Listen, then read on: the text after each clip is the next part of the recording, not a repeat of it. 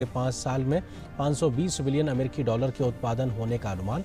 Budget घोषणाओं से जुड़े सम्मेलन में नीति आयोग के प्रतिनिधियों सहित उद्योग जगत की हस्तियों ने की शिरकत।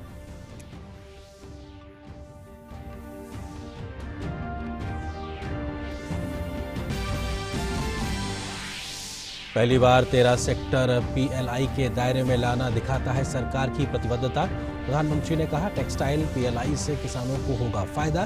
भारत के प्रस्ताव पर संयुक्त राष्ट्र द्वारा साल 2023 को मोटे अनाज का साल घोषित करना भी भारतीय किसानों के लिए बड़ा अवसर। प्रधानमंत्री ने की अपील, कहा, योग की तरह ही मोटे अनाज की मुहिम को बनाना है वैश्विक।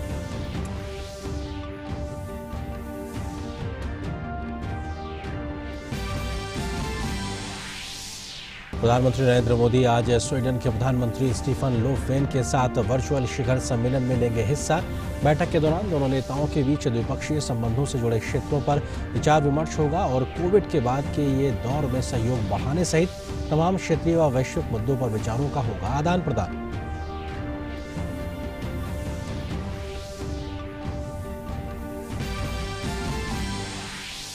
उच्चतम न्यायालय ने कहा, ओटीटी प्लेटफॉर्म पर नियंत्रण के लिए गाइडलाइंस के बजाय बनाए जाएं नियम। सॉलिसिटर जनरल तुषार मेहता ने कहा कि वो 2 हफ्ते के अंदर ड्राफ्ट तैयार कर कोर्ट को विचार के लिए सौंपेंगे।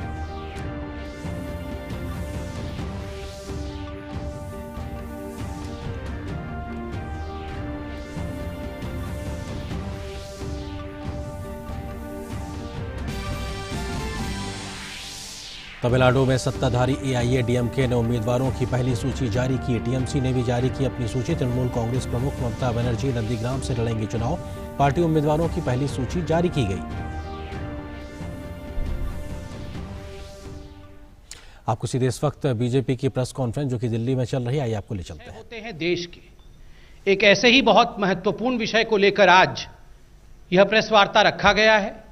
यह देश के हित का विषय है और यह विषय कोरोना के वैक्सीनेशन को लेकर है और उस वैक्सीनेशन ड्राइव को लेकर जिस प्रकार की एक अवांछित राजनीति हो रही है, उस राजनीति को लेकर है। बंधुगण, आज अखबारों में और टेलीविजन चैनल के माध्यम से आप सभी ने देखा होगा कि जो ऑपोजिशन स्टेट्स हैं, ऑपोजिशन रूल्ड स्टेट्स हैं, जिनमें मुख्यतः पंजाब, छत्तीसगढ़ और केरल का भी नाम आता है, इन 3 राज्यों ने कहा है कि वो कोवैक्सीन, जो हिंदुस्तान का अपना मैन्युफैक्चर्ड वैक्सीन है, जो स्वदेशी वैक्सीन है, उसका टीकाकरण अपने राज्यों में वो नहीं करेंगे, उसका इस्तेमाल वो नहीं करेंगे। These 3 opposition ruled states, Chhattisgarh, Punjab and Kerala, they have in fact opposed the usage of indigenous Covaxin in their respective state. यह इसके बाद भी कि कल ही आपने देखा कि किस प्रकार आईसीएमआर और जो निर्माता कोवैक्सीन के हैं, जो मैन्युफैक्चरर्स हैं कोवैक्सीन के, उन्होंने मिलकर के एक प्रेस कॉन्फ्रेंस करके डाटा रिलीज किया, efficacy data after phase 3 trial of Covaxin. और इस एफिकेसी डाटा के अंतर्गत जो मैन्युफैक्चरर ने और आईसीएमआर ने कहा कि 81% का एफिकेसी, 81% एफिकेसी कोवैक्सीन का है। यह सब कुछ सामने आने के पश्चात जिस प्रकार की राजनीति कुछ विपक्षी दल कर रहे हैं, यह बिल्कुल अवांछित है। This is unnecessary politics that some of these opposition parties are dragging something as sacrosanct and as essential as vaccination drive. बंधुगण, आपको याद होगा इससे पहले यही ऑपोजिशन पार्टी एक चिढ़ाने की मुद्रा में और पूरे विषय को भटकाने की मुद्रा में कहते थे, अगर इसका एफिकेसी सही है, अगर कोवैक्सीन इंडिजिनस है और देश को इस पे भरोसा है, तो प्रधानमंत्री जी पहले वैक्सीन लगा लें। Let the prime minister prove by getting himself vaccinated first, then we will also have faith that this vaccine is efficacious.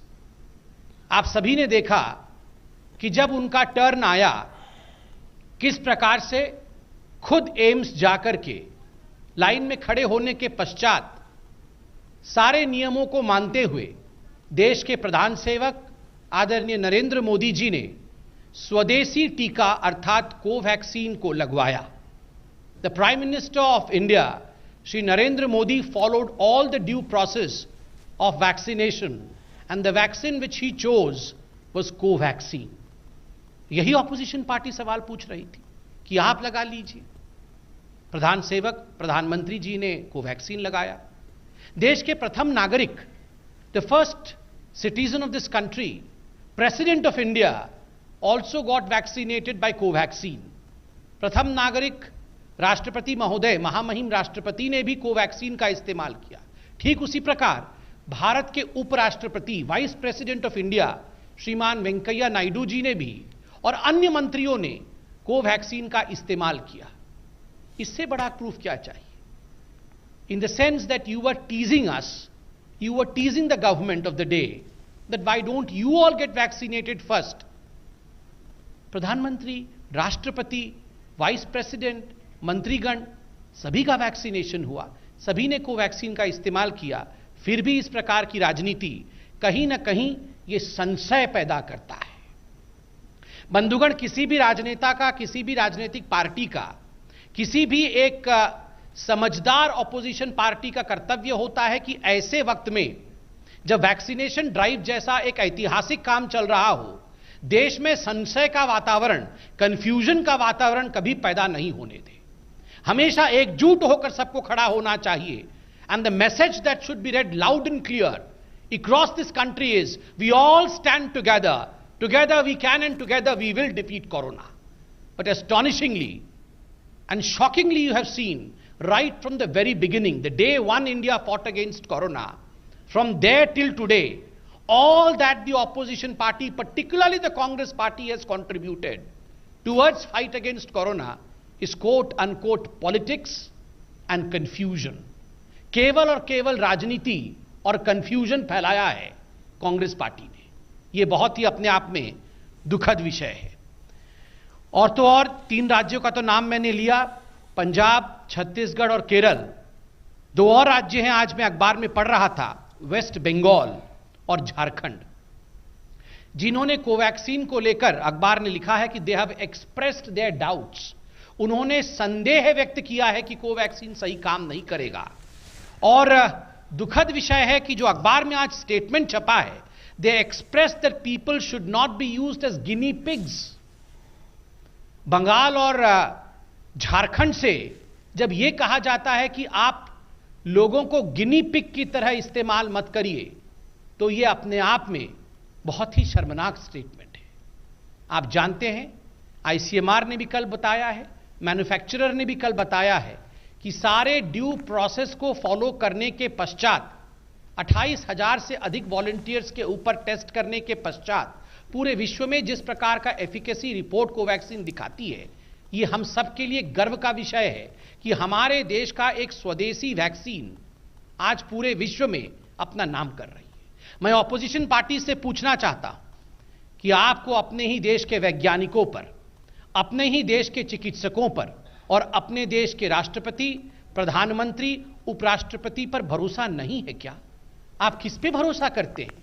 मैं आपको यह भी बताना चाहता हूं कि 40 ऐसे देश हैं विश्व में जिन्होंने कोवैक्सीन का ऑर्डर प्लेस किया है। कई देशों को यह ऑर्डर मिल भी चुका है। 40 ऐसे देश वो हिंदुस्तान के इंडिजिनसली मैन्युफैक्चर्ड वैक्सीन की इच्छा रखते हैं। विश्व कोवैक्सीन के आगे नमन कर रहा है, विश्व कोवैक्सीन मांग रहा है और भारत उन्हें कोवैक्सीन भेज भी रहा है। किंतु भारत में ही कुछ ऐसे लोग हैं जो अपने निहित राजनैतिक स्वार्थ के कारण वैक्सीन जैसे एक महत्वपूर्ण विषय पर राजनीति करके इस पूरे विषय को गौण कर रहे हैं। यह बहुत दुखद विषय है बंधु, और इसी विषय को आज हम देश के सामने रखना चाहते थे कि बहुत बड़े जंग को जब जीतना होता है, और हम धन्यवाद करेंगे प्रधानमंत्री नरेंद्र मोदी जी का और इस देश की जनता का कि जिस प्रकार का नेतृत्व मोदी जी ने दिया और इस देश ने फॉलो किया। नतीजा है कि आज भारत कोविड से लड़ने में सफल रहा है। और जब इतना बड़ा युद्ध होता है, when you fight a war of such a huge scale, then one of the most important ingredients is faith. एक बहुत महत्वपूर्ण इंग्रेडिएंट होता है विश्वास। हां, साइंटिफिकली बैक्ड फेथ होना चाहिए, जो कि एफिकेसी रिपोर्ट दिखाती है। अपने देश पे, अपने देश के वैज्ञानिकों पे, अपने देश के चिकित्सकों पे, अपने देश के नेतृत्व पे, अपने स्वदेश पे भरोसा रखिए। यह आत्मनिर्भर भारत है। आज भारत पूरे विश्व को राह दिखा रहा है। पूरा विश्व आज भारत की सराहना कर रहा है। ऐसे में कांग्रेस पार्टी जिस प्रकार की राजनीति कर रही है, यह अवांछित है। हम इसकी निंदा करते हैं। बहुत बहुत धन्यवाद।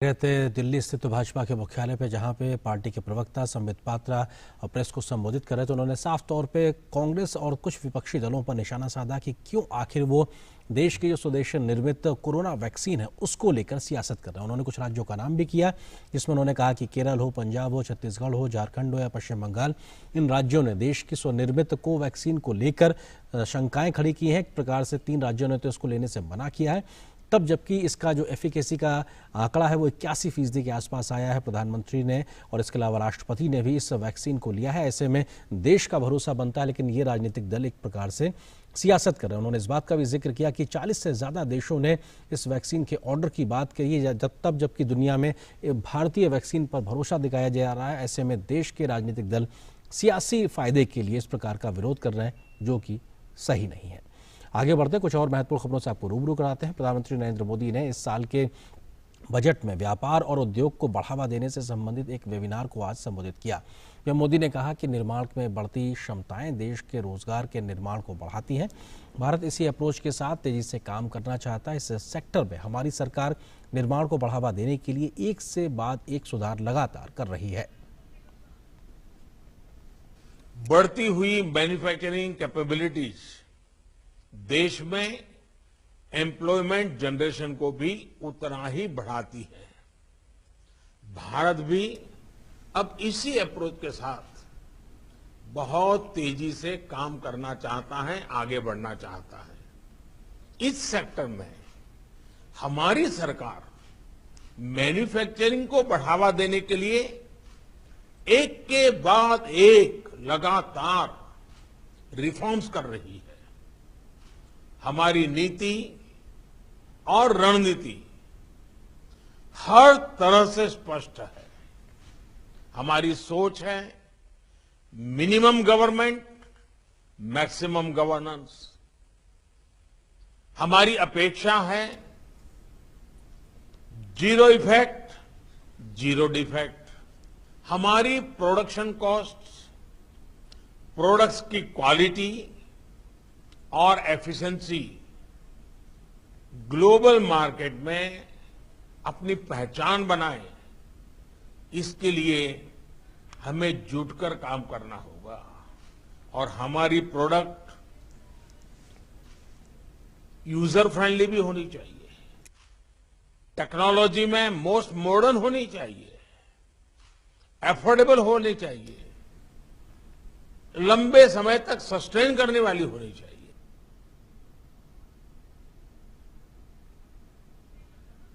प्रधानमंत्री ने बताया कि मौजूदा वित्त वर्ष के बजट में पीएलआई स्कीम से जुड़ी योजनाओं के लिए करीब 2 लाख करोड़ रुपए का प्रावधान किया गया है।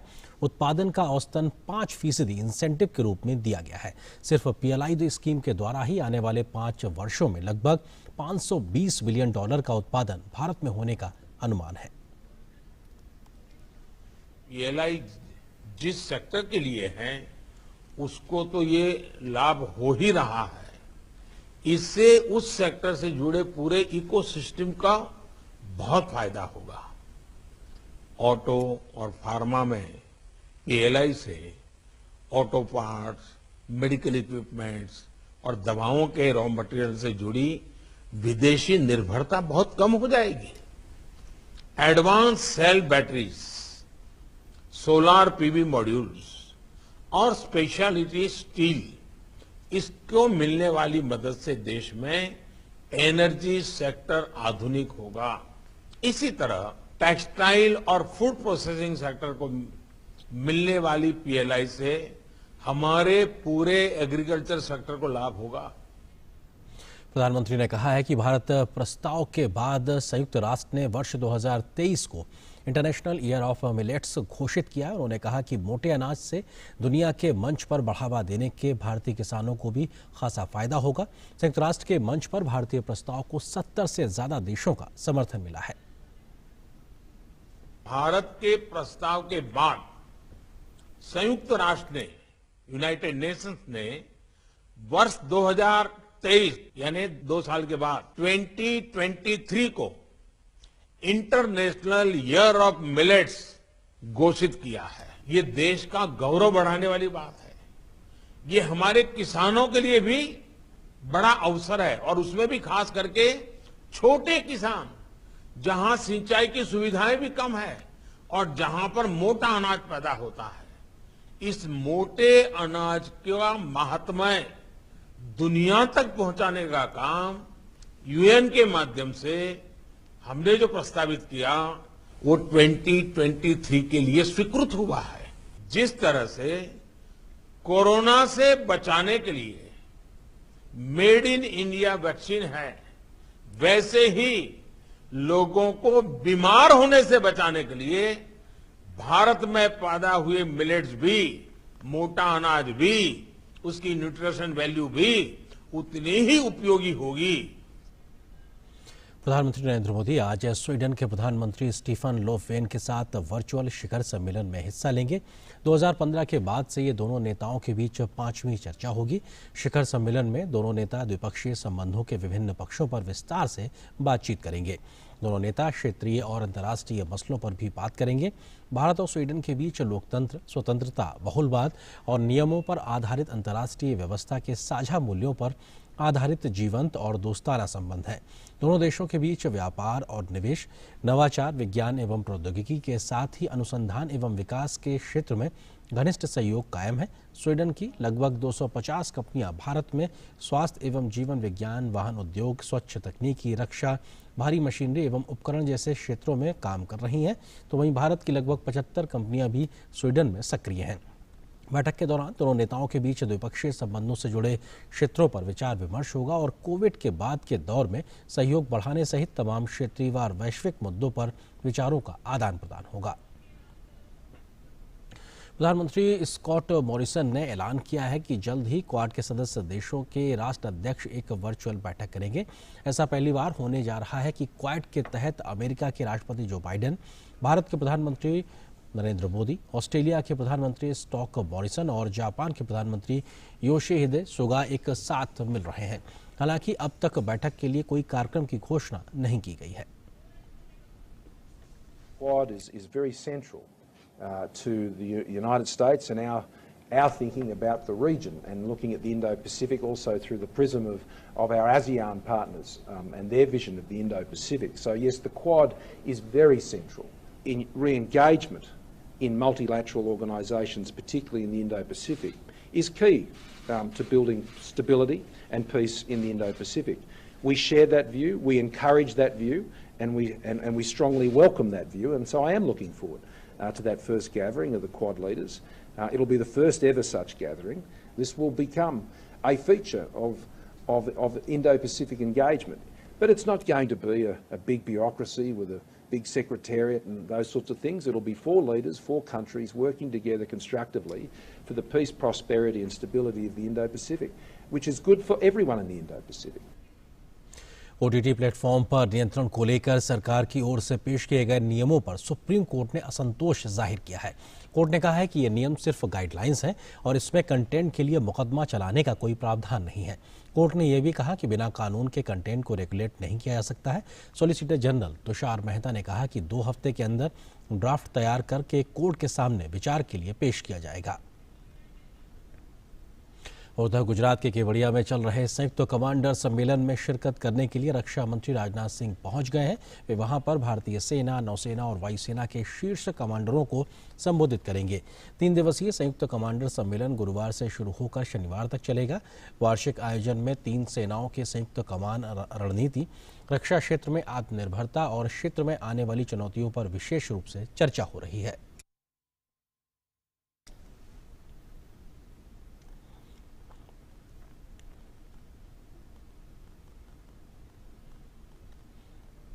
सूचना एवं प्रसारण मंत्री प्रकाश जावड़ेकर ने कोविड-19 के खिलाफ टीकाकरण की पहली खुराक महाराष्ट्र के पुणे के अस्पताल में जाकर ली है। उन्होंने ट्वीट कर लोगों से ज़्यादा टीकाकरण में शिरकत करने की अपील भी की है। उन्होंने लिखा है कि कोविड-19 की पहली खुराक आज दीनानाथ मंगेशकर अस्पताल पुणे में ली। टीकाकरण प्रक्रिया आसान है और भारत निर्मित वैक्सीन पूरी तरह से सुरक्षित है। मैं सभी नागरिकों से अपील करता हूं कि जब भी मुमकिन हो टीकाकरण कराएं। टीका है सुरक्षा कवच।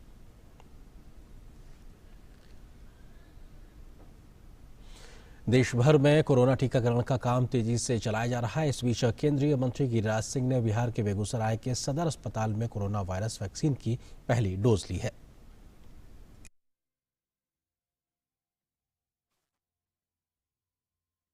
उधर उत्तर प्रदेश के स्वास्थ्य मंत्री जय प्रताप सिंह ने भी लखनऊ में कोरोना वायरस वैक्सीन की पहली डोज लगवाई।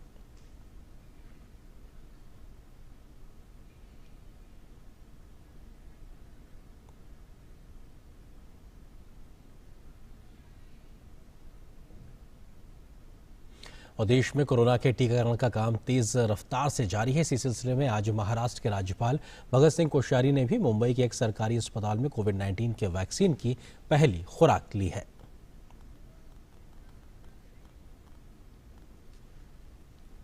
और अब से कुछ देर बाद भारत और स्वीडन के बीच में वर्चुअल शिखर सम्मेलन की शुरुआत होने वाली, जिसमें प्रधानमंत्री नरेंद्र मोदी शिरकत करेंगे। और इस खबर पर अधिक बातचीत करने के लिए हमारे सहयोगी संवाददाता सुधाकर दास इस वक्त हमारे साथ में मौजूद है। सुधाकर, भारत और स्वीडन के बीच में क्या महत्वपूर्ण चीजें हैं जिसको लेकर हम उम्मीद कर सकते हैं कि आज जब ये समिट होगा, जिनको एक तरीके से एजेंडे में प्रमुख तौर पे चर्चा होगी?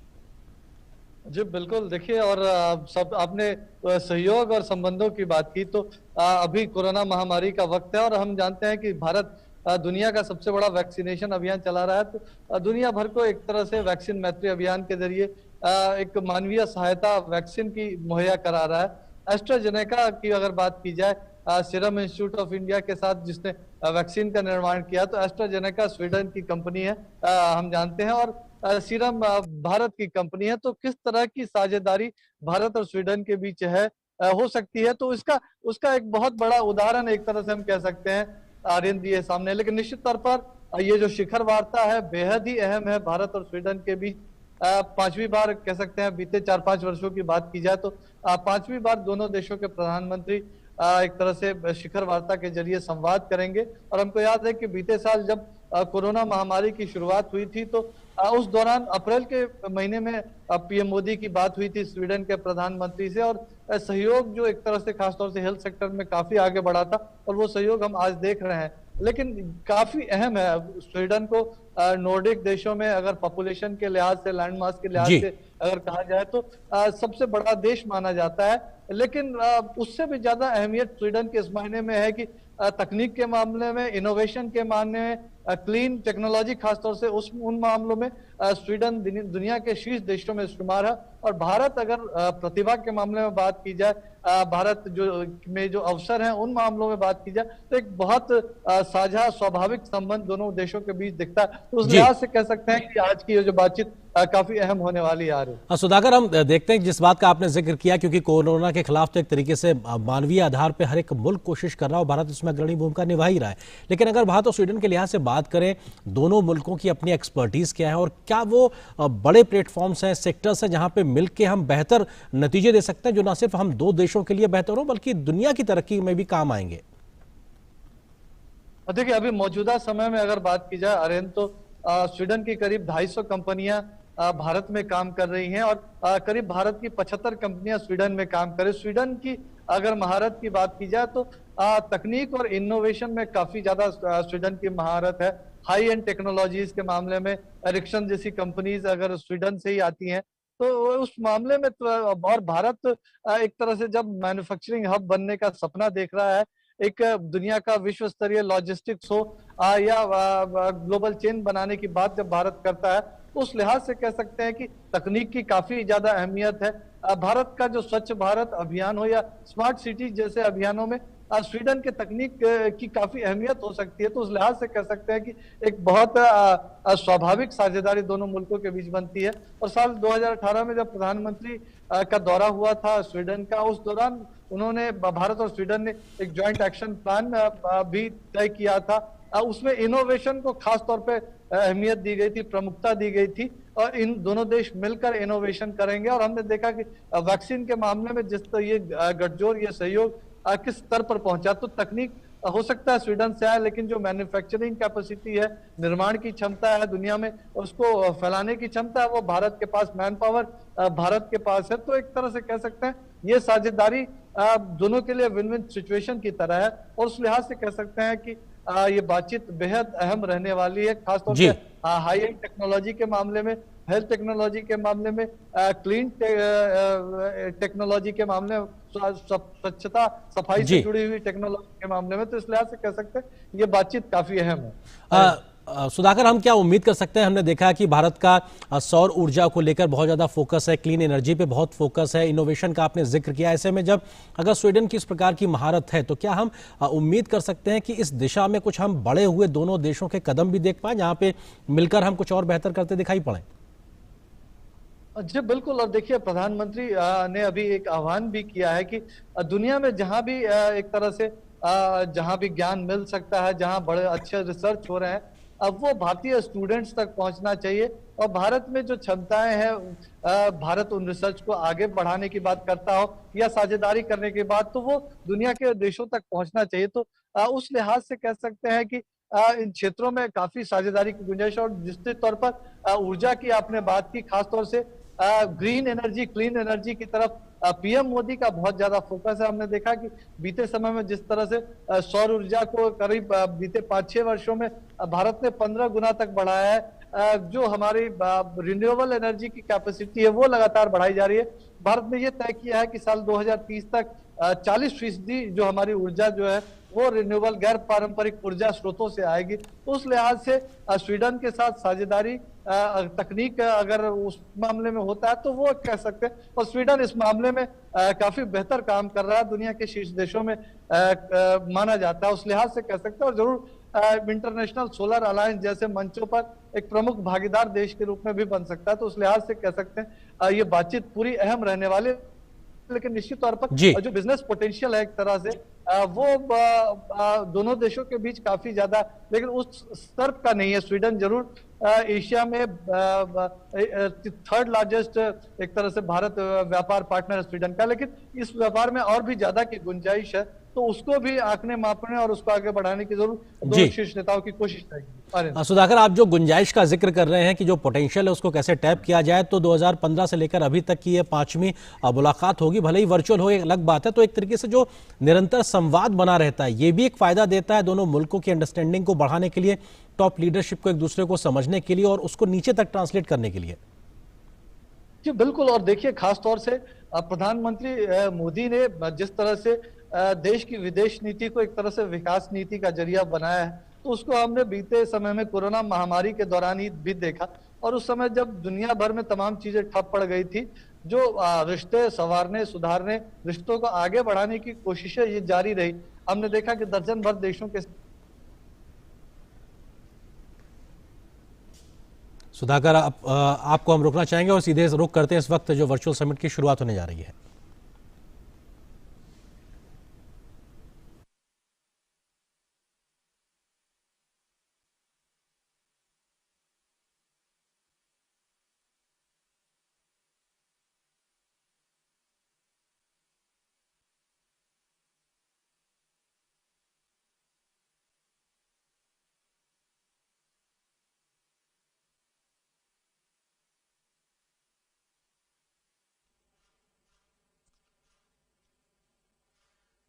नमस्कार एक्सेलेंसी। सबसे पहले कोविड-19 से स्वीडन में हुई जानहानि के लिए मेरी ओर से और पूरे भारत की ओर से हार्दिक संवेदनाएं व्यक्त करना चाहता हूं। स्वीडन में परसों हुए हिंसक हमले के लिए भी मैं सभी भारतीय नागरिकों की ओर से स्वीडन के लोगों के साथ सॉलिडेरिटी व्यक्त करना चाहता हूं। हमले में घायल लोग शीघ्र ही पूरी तरह रिकवर होंगे, यही हमारी कामना है। एक्सेलेंसी, 2018 में स्वीडन ने पहली इंडिया नॉर्डिक समिट आयोजित की थी। उस समय मुझे स्टॉकहोम आने का अवसर मिला था। मैं आशा करता हूं कि जल्द ही दूसरी इंडिया नॉर्डिक समिट के दौरान हमें फिर से मिलने का मौका मिलेगा। 2019 में हिज मैजेस्टी द किंग और हर मैजेस्टी की भारत यात्रा हमारे लिए बहुत सौभाग्य का अवसर था। मेरी उनके साथ कई विषयों पर बहुत ही अच्छी चर्चा हुई थी। मुझे बराबर याद है कि हिज मैजेस्टी और मैंने क्रॉप स्टबल को पावर प्लांट्स में उपयोग हेतु विक्रेट बनाने के बारे में कोलैबोरेशन को रिव्यू किया था। आपको जानकर खुशी होगी कि इसका डेमोन्स्ट्रेशन प्लांट अच्छा काम कर रहा है। अब हम इसको बायोमास से कोल बनाने के लिए बड़े स्तर पर स्केल अप कर सकते हैं। एक्सेलेंसी, कोविड-19 के दौरान हमने रीजनल और ग्लोबल दोनों लेवल्स पर कोलैबोरेशन के महत्व को पहचाना है।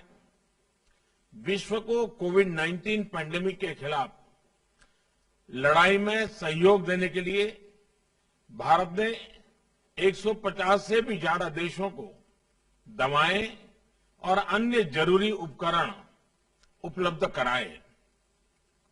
साथ ही हमने ऑनलाइन ट्रेनिंग प्रोग्राम्स के द्वारा एशिया, साउथ ईस्ट एशिया और अफ्रीका के फ्रंटलाइन हेल्थ वर्कर्स और पॉलिसी मेकर्स के साथ अपने अनुभव साझा किए।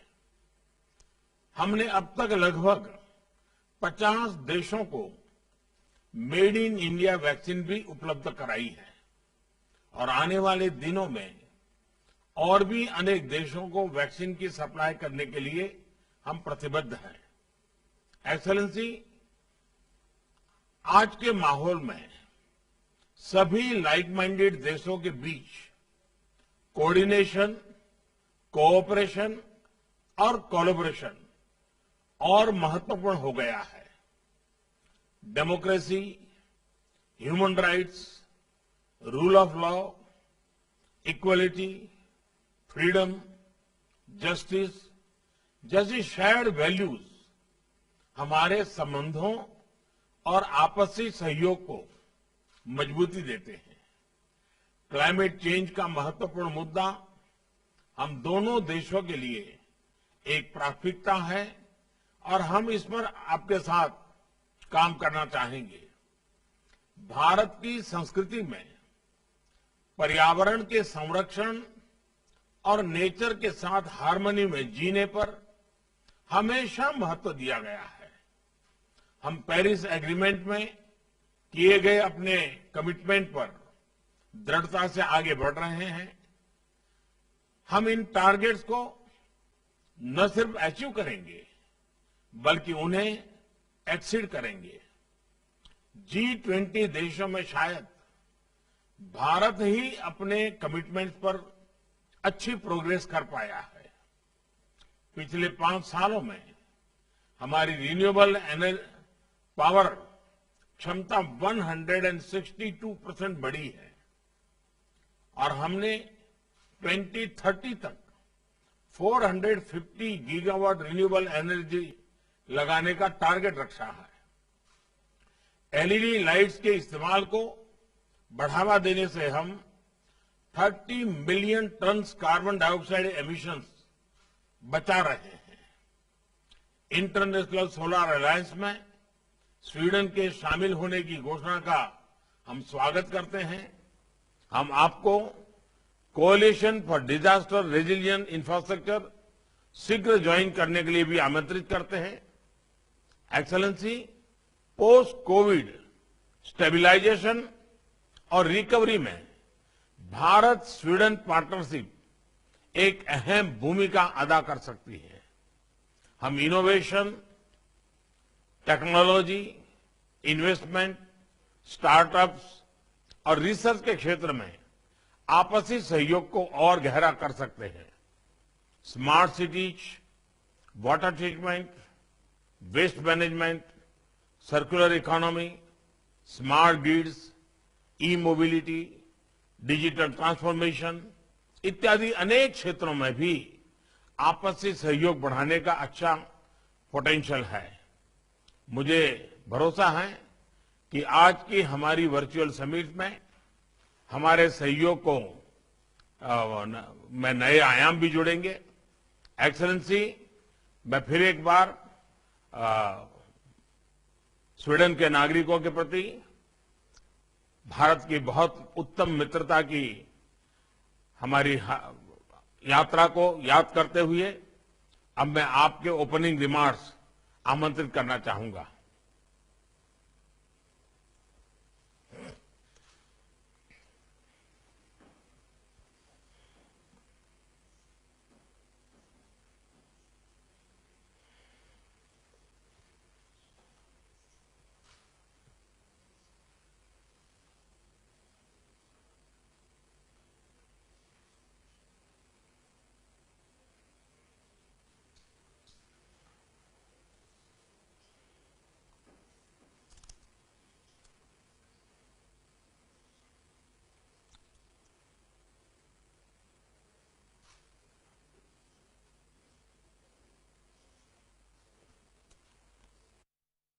Hopeful as this crisis presents an opportunity also to build back stronger, greener, and more inclusive societies. I believe if there is one age gold lesson that this pandemic has reminded us of, it is the importance of working together in international solidarity to be able to tackle challenges such as this pandemic, but also the existential climate crisis and widening global inequalities. So, Excellency, we must strengthen multilateralism. The cooperation between Sweden and India is an excellent example of that kind of collaboration across borders that is now needed.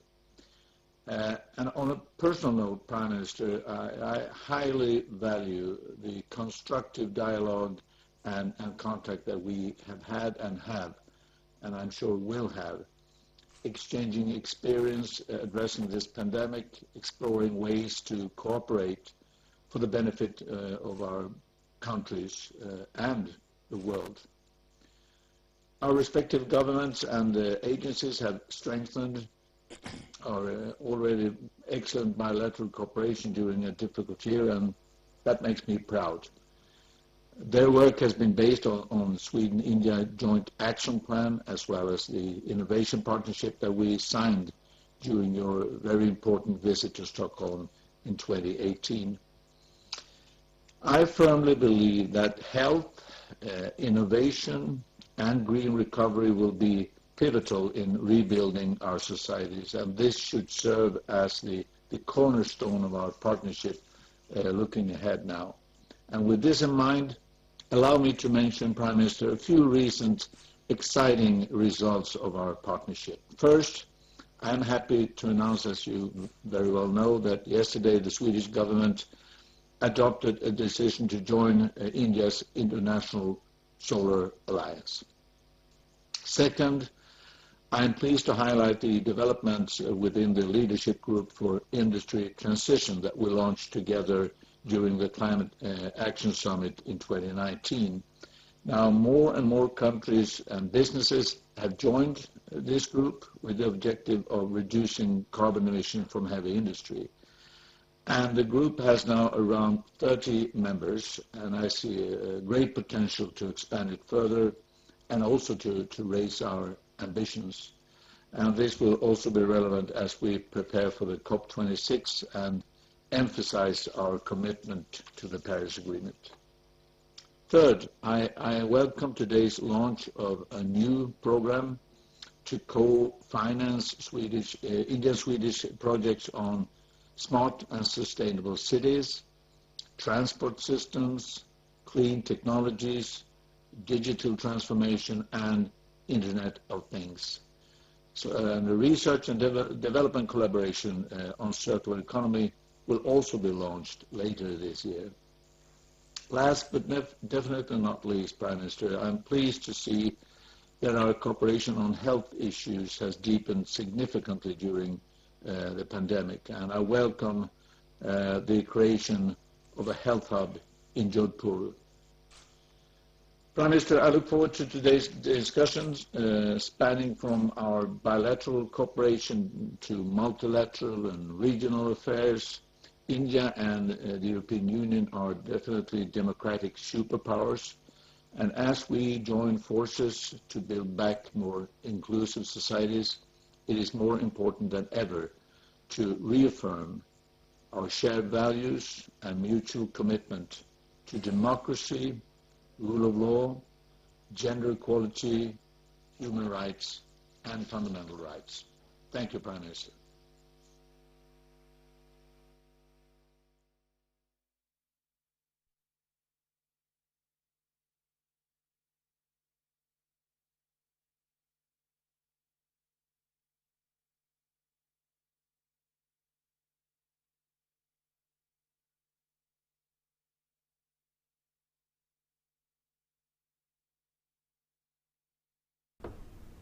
तो आप ये सीधी तस्वीरें देख रहे थे भारत और Sweden के बीच में जो वर्चुअल समिट हुई है। प्रधानमंत्री नरेंद्र मोदी मौजूद थे तो स्वीडन के प्रधानमंत्री मौजूद थे। प्रधानमंत्री ने इस वर्चुअल समिट की जो शुरुआत हुई उसमें जो ओपनिंग रिमार्क्स दी उसमें काफ़ी महत्वपूर्ण बातों का जिक्र किया। उन्होंने कहा कि कोविड-19 से जनहानि जो हुई है देश और दुनिया भर में उसके लिए प्रधानमंत्री ने संवेदना जताई। इसके अलावा स्वीडन में बीते दिनों जो एक हमला हुआ था उसमें कई लोगों को जो चोटें आई थी उसको लेकर भी प्रधानमंत्री ने अपनी संवेदनाएं भारत के नागरिकों की ओर से जाहिर की।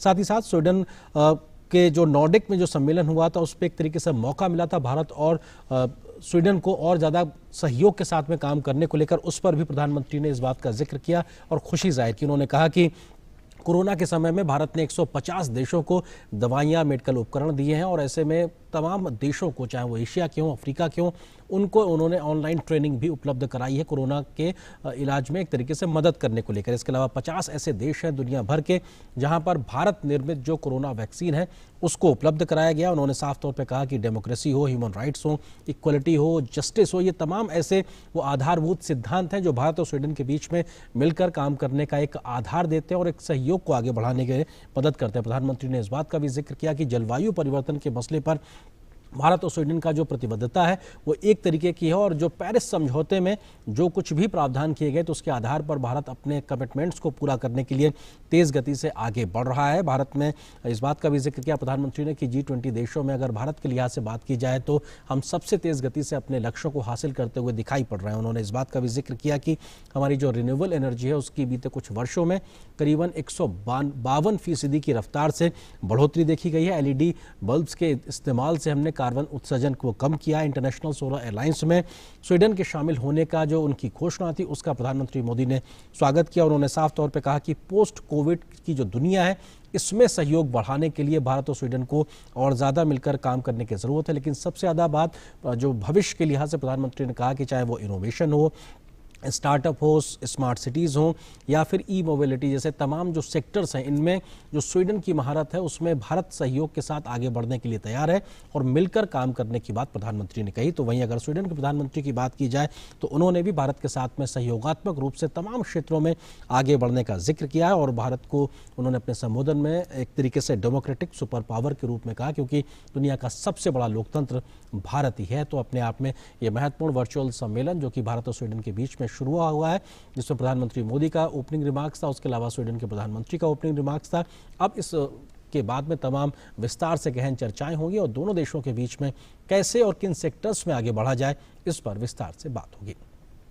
आगे बढ़ते हैं, कुछ और खबरों से हम आपको रूबरू कराते हैं। प्रधानमंत्री ने कहा है कि भारत में आज जो विमान वैक्सीन की लाखों डोज लेकर दुनिया भर में जा रहे हैं वो खाली नहीं आ रहे हैं। वो अपने साथ भारत के प्रति भरोसा, भारत के प्रति आत्मीयता, स्नेह, आशीर्वाद और एक भावनात्मक लगाव लेकर आ रहे हैं। आज जो विमान वैक्सीन की लाखों डोज लेकर दुनिया भर में जा रहे हैं वो खाली नहीं आ रहे हैं, वो अपने साथ भारत के प्रति बढ़ा हुआ भरोसा भारत के प्रति आत्मीयता और उन देशों का लोगों का स्नेह और बुजुर्ग जो बीमार हैं उनके आशीर्वाद, एक भावात्मक लगाव लेकर के ये हमारे जहाज भर भर के आ रहे हैं। भारत आज जिस तरह मानवता की सेवा कर रहा है, इससे पूरी दुनिया में भारत अपने आप में एक बहुत बड़ा ब्रांड बन गया है। और इसलिए इस सकारात्मक परिस्थितियों में हर सेक्टर को अपनी रणनीति पर मंथन शुरू कर देना चाहिए। ये समय गंवाने का नहीं, ये समय पाने का। बीजेपी ने कोरोना टीकाकरण के अभियान पर विपक्ष द्वारा अवांछित राजनीति करने का आरोप लगाया है। बीजेपी के नेता संबित पात्रा ने कहा कि विपक्षी दलों के शासन वाले राज्यों को कोवैक्सीन को लेकर संशय जताना शर्मनाक है। बीजेपी नेता ने कहा है कि विपक्षी दलों के शासन वाले 3 राज्यों ने कोवैक्सीन लेने से इनकार किया है। उन्होंने कहा कि कांग्रेस अपने राजनीतिक फायदे के लिए ऐसा काम कर रही है। ऑपोजिशन रूल्ड स्टेट्स हैं जिनमें मुख्यतः पंजाब, छत्तीसगढ़ और केरल का भी नाम आता है। इन 3 राज्यों ने कहा है कि वो कोवैक्सीन, जो हिंदुस्तान का अपना मैन्युफैक्चर्ड वैक्सीन है, जो स्वदेशी वैक्सीन है, उसका टीकाकरण अपने राज्यों में वो नहीं करेंगे, उसका इस्तेमाल वो नहीं करेंगे। एफिकेसी डाटा के अंतर्गत जो मैन्युफैक्चरर ने और आईसीएमआर ने कहा कि 81% का एफिकेसी, 81% एफिकेसी कोवैक्सीन का है। यह सब कुछ सामने आने के पश्चात जिस प्रकार की राजनीति कुछ विपक्षी दल कर रहे हैं, यह बिल्कुल अवांछित है। This is unnecessary politics that some of these opposition parties are dragging something as sacrosanct and as essential as vaccination drive. Corona की मेड इन इंडिया टीके की खेप को गुयाना, जमैका और निकारागुआ में पहुंचाया गया है। विदेश मंत्रालय के प्रवक्ता अनुराग श्रीवास्तव ने एक ट्वीट में Ghana, Rwanda, Senegal, Democratic Republic of Congo और आइवरी कोस्ट में भेजे गए भारत के टीकों की खेप की सूचना और उससे संबंधित तस्वीरें साझा की हैं। और खबर चुनाव से जुड़ी हुई। पश्चिम बंगाल में विधानसभा चुनाव के मद्देनजर तृणमूल कांग्रेस ने 291 उम्मीदवारों की सूची जारी कर दी है। ममता बनर्जी ने कहा है कि नंदीग्राम सीट से ही वो चुनाव लड़ेंगी। उनकी परंपरागत भवानीपुर सीट से सोवन देव चट्टोपाध्याय मैदान में उतरेंगे। अभिनेता सुशांत सिंह राजपूत की मौत के मामले में ड्रग्स कनेक्शन की जांच कर रहे नारकोटिक्स कंट्रोल ब्यूरो ने 30,000 पन्नों की चार्जशीट तैयार की है। बीते साल 14 जून 2020 को सुशांत की लाश उनके बांद्रा स्थित फ्लैट के बेडरूम से मिली थी। मामले में ड्रग्स चैट के सामने आने के बाद एनसीबी ने इसकी जांच शुरू की थी। अब खबर घर खरीदारों के लिए एक अच्छी खबर। एसबीआई, कोटक महिंद्रा और एचडीएफसी बैंक के बाद अब आईसीआईसीआई बैंक ने होम लोन की दरें घटा दी हैं। बैंक के मुताबिक 75 लाख रुपए तक के होम लोन के लिए ब्याज की दर 6.7% रखी गई है। एचडीएफसी ने पहले ही होम लोन की दरें 6.75% रखी हैं। बीते हफ्ते भी एसबीआई और कोटक ने होम लोन की दरें घटाई और होम लोन की प्रोसेसिंग फीस भी हटा दी थी। बीते 10 सालों में होम लोन की ये दरें सबसे कम है। और खबर अंतर्राष्ट्रीय जगत से। अमेरिकी विदेश विभाग के प्रवक्ता नेड प्राइस ने कहा है कि वह म्यांमार में प्रदर्शनकारियों की मौत से बेहद दुखी हैं और देश में सुरक्षा बलों द्वारा हिंसा की उन्होंने निंदा की है। उन्होंने कहा है कि वाशिंगटन तख्तापलट के बाद बढ़ते हिंसा के जवाब में कार्रवाई करेगा। पुलिस ने म्यांमार के कई शहरों में प्रदर्शनकारियों को तितर बितर करने के लिए आंसू गैस के गोले छोड़े और बंदूक का इस्तेमाल किया है। संयुक्त राष्ट्र ने कहा है कि बुधवार के प्रदर्शन के दौरान 38 लोग मारे गए थे। Saddened by reports that security forces killed as many as 24 people yesterday, March 3rd. We strongly condemn the use of violence by Burmese security forces against the Burmese people, including peaceful protesters, journalists, and civil society. We continue to urge the Burmese military to exercise maximum restraint. This latest escalation in violence demonstrates the fact of the junta's complete disregard for their own people, for the people of Burma. It is unacceptable, and the world will continue to respond. The United States will continue to respond. We'll continue to respond in tandem with our partners and allies around the world. There will be additional action on the part of the United States. वहीं America ने Myanmar में पत्रकारों की गिरफ्तारी और हिरासत की भी निंदा की है। नेस प्राइस ने सेना से पत्रकारों को तुरंत रिहा करने के लिए कहा है।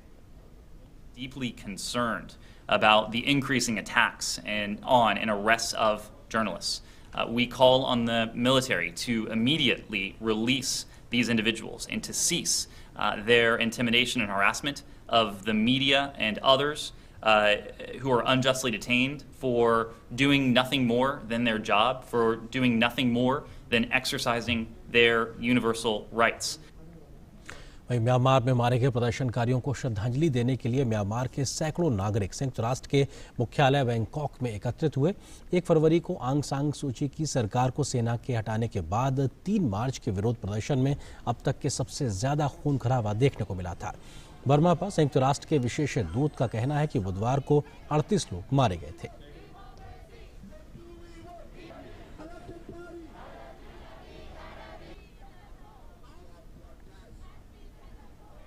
खबर न्यूजीलैंड से। न्यूजीलैंड के नॉर्थ आइसलैंड में पूर्वी हिस्से में आज 8.1 तीव्रता का शक्तिशाली भूकंप आया, जिसके बाद सुनामी की चेतावनी जारी की गई थी, लेकिन बाद में इस चेतावनी को खारिज कर दिया गया था। हालांकि पैसिफिक सुनामी चेतावनी केंद्र ने सबको सतर्क रहने के लिए कहा है। भूकंप से किसी तरह का कोई नुकसान की खबर सामने नहीं आई है, लेकिन राष्ट्रीय आपातकालीन प्रबंधन एजेंसी ने कुछ तटीय क्षेत्रों के लोगों को तुरंत उच्च भूमि पर जाने की सलाह दी थी। स्थानीय नागरिक रक्षा प्राधिकरण ने कहा है कि सुनामी का खतरा कुछ घंटों तक बना रहेगा। और खबर आपको दिखाते हैं किस प्रकार से हुनर को सम्मान मिलता है। लकड़ी के बने हुए गोमेरा मुखौटे हर किसी को अपनी ओर आकर्षित करते हैं। दीपक सरकार भी पिछले 25 वर्षों से लकड़ी के मुखौटे बना रहे हैं। लकड़ी को तराश कर मुखौटे बनाने वाले इस कलाकार से हमारे संवाददाता गिरीश निशाना ने राष्ट्रीय संस्कृति महोत्सव में खास बातचीत की। क्या कुछ उन्होंने कहा, देखिए रिपोर्ट। पश्चिम बंगाल में दार्जिलिंग के राजभवन में 22 फरवरी से 24 फरवरी तक राष्ट्रीय संस्कृति महोत्सव का आयोजन किया गया।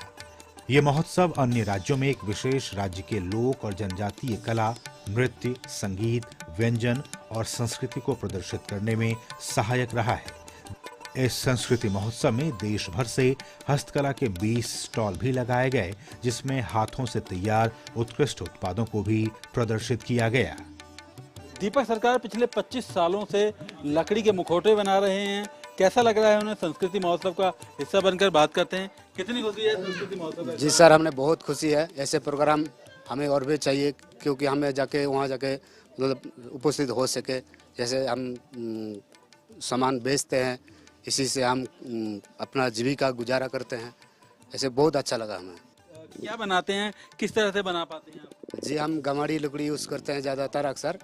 और ये जो हम कर रहे हैं ये एक्चुअली ये है गोमेरा मुखोस। गोमेरा डांस हमारे ज़िला में होता है। ये हमारे ज़िला की परंपराओं से मतलब चली आ रहा है, इसलिए इसको बोलता है गोमेरा मार्क्स। हमारे जो कोऑपरेटिव का और भी सदस्य है वो भी लंदन, पेरिस जा चुके हैं इस काम के ऊपर।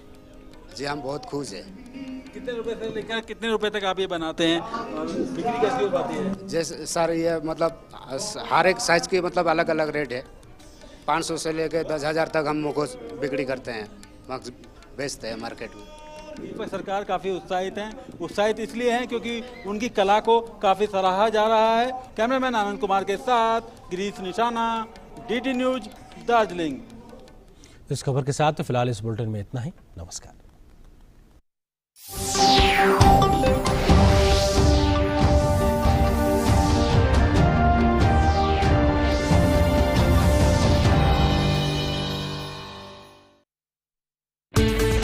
हर दिन बदलती दुनिया, हर पल बनती नई खबरें, खबरें जिनसे सरोकार है आपको, खबरें जो रोज जगाती हैं आपको। ताजा और वास्तविक समाचारों से दिन की सही शुरुआत DD न्यूज के साथ। नया सवेरा सोमवार से शुक्रवार सुबह 8 बजे सिर्फ DD न्यूज पर।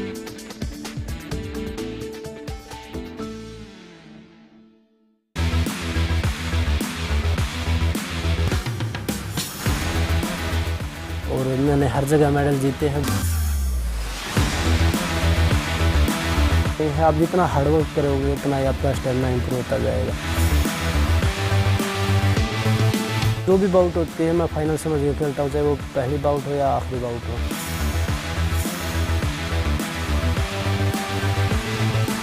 मेरा भी लक्ष्य है कि आने वाला जो ओलंपिक है उसमें मैं देश के लिए गोल्ड जीतूँ।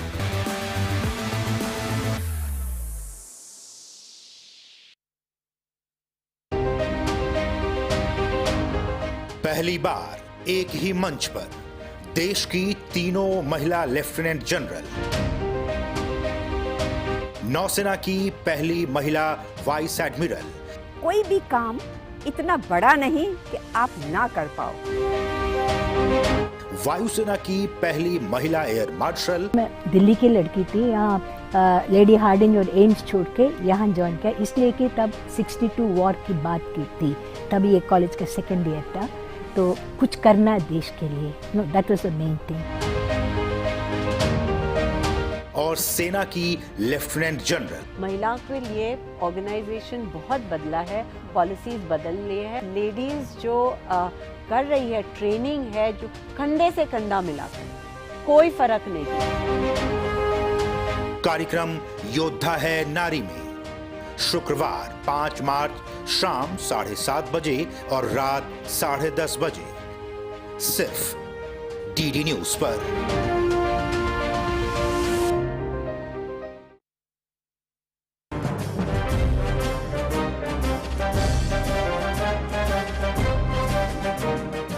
आप संगठित शक्ति से शांति और अहिंसा पूर्वक आत्म बलिदान करने के लिए जल्द से जल्द तैयार हो जाइए।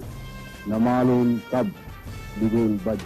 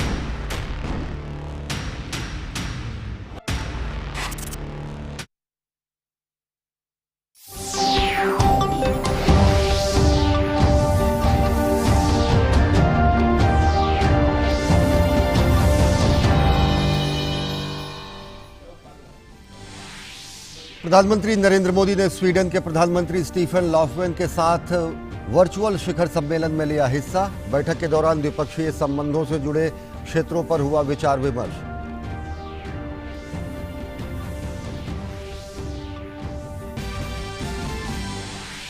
अर्थव्यवस्था के हर एक क्षेत्र में विनिर्माण सुधार के लिए तैयार है नया इकोसिस्टम, बढ़े हैं रोजगार के अवसर। प्रधानमंत्री ने कहा प्रोडक्शन लिंक्ड इंसेंटिव योजना के तहत अगले 5 साल में 520 बिलियन अमेरिकी डॉलर के उत्पादन होने का अनुमान।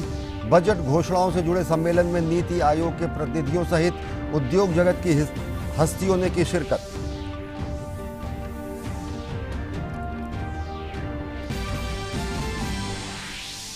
पहली बार 13 सेक्टर पीएलआई के दायरे में लाना दिखाता है सरकार की प्रतिबद्धता। प्रधानमंत्री ने कहा टेक्सटाइल पीएलआई से किसानों को होगा फायदा।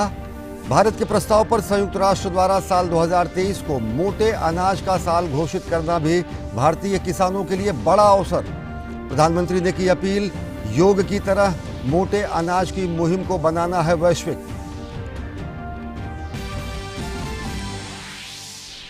गुजरात के केवड़िया में चल रहे संयुक्त कमांडर सम्मेलन में रक्षा मंत्री राजनाथ सिंह शिरकत करने पहुंचे केवड़िया। रक्षा तैयारियों की समीक्षा की। समापन में प्रधानमंत्री लेंगे हिस्सा।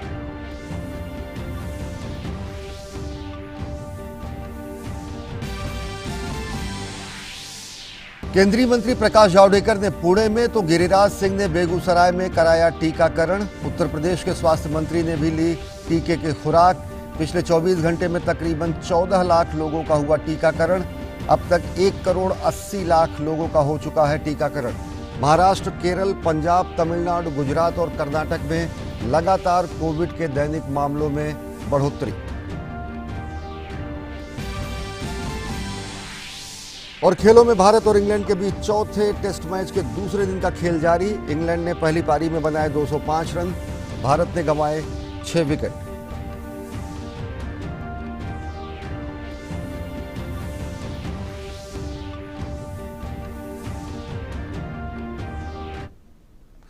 नमस्कार, मैं हूं अश्विनी कुमार मिश्र। देखते हैं खबरों को विस्तार से। प्रधानमंत्री नरेंद्र मोदी ने इस साल के बजट में व्यापार और उद्योग को बढ़ावा देने से संबंधित एक वेबिनार को आज संबोधित किया। प्रधानमंत्री ने कहा कि विनिर्माण की बढ़ती क्षमताएं देश में रोजगार के सृजन को बढ़ाती हैं और भारत इसी दृष्टिकोण के साथ तेजी से काम करना चाहता है। प्रधानमंत्री ने कहा कि इस सेक्टर को बढ़ावा देने के लिए सरकार लगातार एक के बाद एक सुधार कर रही है। बढ़ती हुई मैन्युफैक्चरिंग कैपेबिलिटीज देश में एम्प्लॉयमेंट जनरेशन को भी उतना ही बढ़ाती है। भारत भी अब इसी अप्रोच के साथ बहुत तेजी से काम करना चाहता है, आगे बढ़ना चाहता है। इस सेक्टर में हमारी सरकार मैन्युफैक्चरिंग को बढ़ावा देने के लिए एक के बाद एक लगातार रिफॉर्म्स कर रही है। हमारी नीति और रणनीति हर तरह से स्पष्ट है। हमारी सोच है मिनिमम गवर्नमेंट, मैक्सिमम गवर्नेंस। हमारी अपेक्षा है जीरो इफेक्ट, जीरो डिफेक्ट। हमारी प्रोडक्शन कॉस्ट, प्रोडक्ट्स की क्वालिटी और एफिशिएंसी ग्लोबल मार्केट में अपनी पहचान बनाए, इसके लिए हमें जुटकर काम करना होगा। और हमारी प्रोडक्ट यूजर फ्रेंडली भी होनी चाहिए, टेक्नोलॉजी में मोस्ट मॉडर्न होनी चाहिए, एफोर्डेबल होनी चाहिए, लंबे समय तक सस्टेन करने वाली होनी चाहिए। उन्होंने बताया कि मौजूदा वित्त वर्ष के बजट में पीएलआई स्कीम से जुड़ी योजनाओं के लिए करीब 2 लाख करोड़ रुपए का प्रावधान किया गया है और उत्पादन का औसतन 5% इंसेंटिव के रूप में दिया गया है। सिर्फ पीएलआई स्कीम के द्वारा ही भारत में अगले 5 साल में लगभग $520 बिलियन का उत्पादन होने का अनुमान है। पीएलआई जिस सेक्टर के लिए है उसको तो ये लाभ हो ही रहा है। इससे उस सेक्टर से जुड़े पूरे इकोसिस्टम का बहुत फायदा होगा। ऑटो और फार्मा में पीएलआई से ऑटो पार्ट्स, मेडिकल इक्विपमेंट्स और दवाओं के रॉ मटेरियल से जुड़ी विदेशी निर्भरता बहुत कम हो जाएगी। Advance cell batteries, solar PV modules और स्पेशलिटी स्टील, इसको मिलने वाली मदद से देश में एनर्जी सेक्टर आधुनिक होगा। इसी तरह टेक्सटाइल और फूड प्रोसेसिंग सेक्टर को मिलने वाली पीएलआई से हमारे पूरे एग्रीकल्चर सेक्टर को लाभ होगा। प्रधानमंत्री ने कहा कि भारत के प्रस्ताव के बाद संयुक्त राष्ट्र ने वर्ष 2023 को इंटरनेशनल ईयर ऑफ मिलेट्स घोषित किया है। उन्होंने कहा कि मोटे अनाज को दुनिया के मंच पर बढ़ावा देने से भारतीय किसानों को बहुत लाभ होगा। संयुक्त राष्ट्र के मंच पर भारतीय प्रस्ताव को 70 देशों का समर्थन मिला।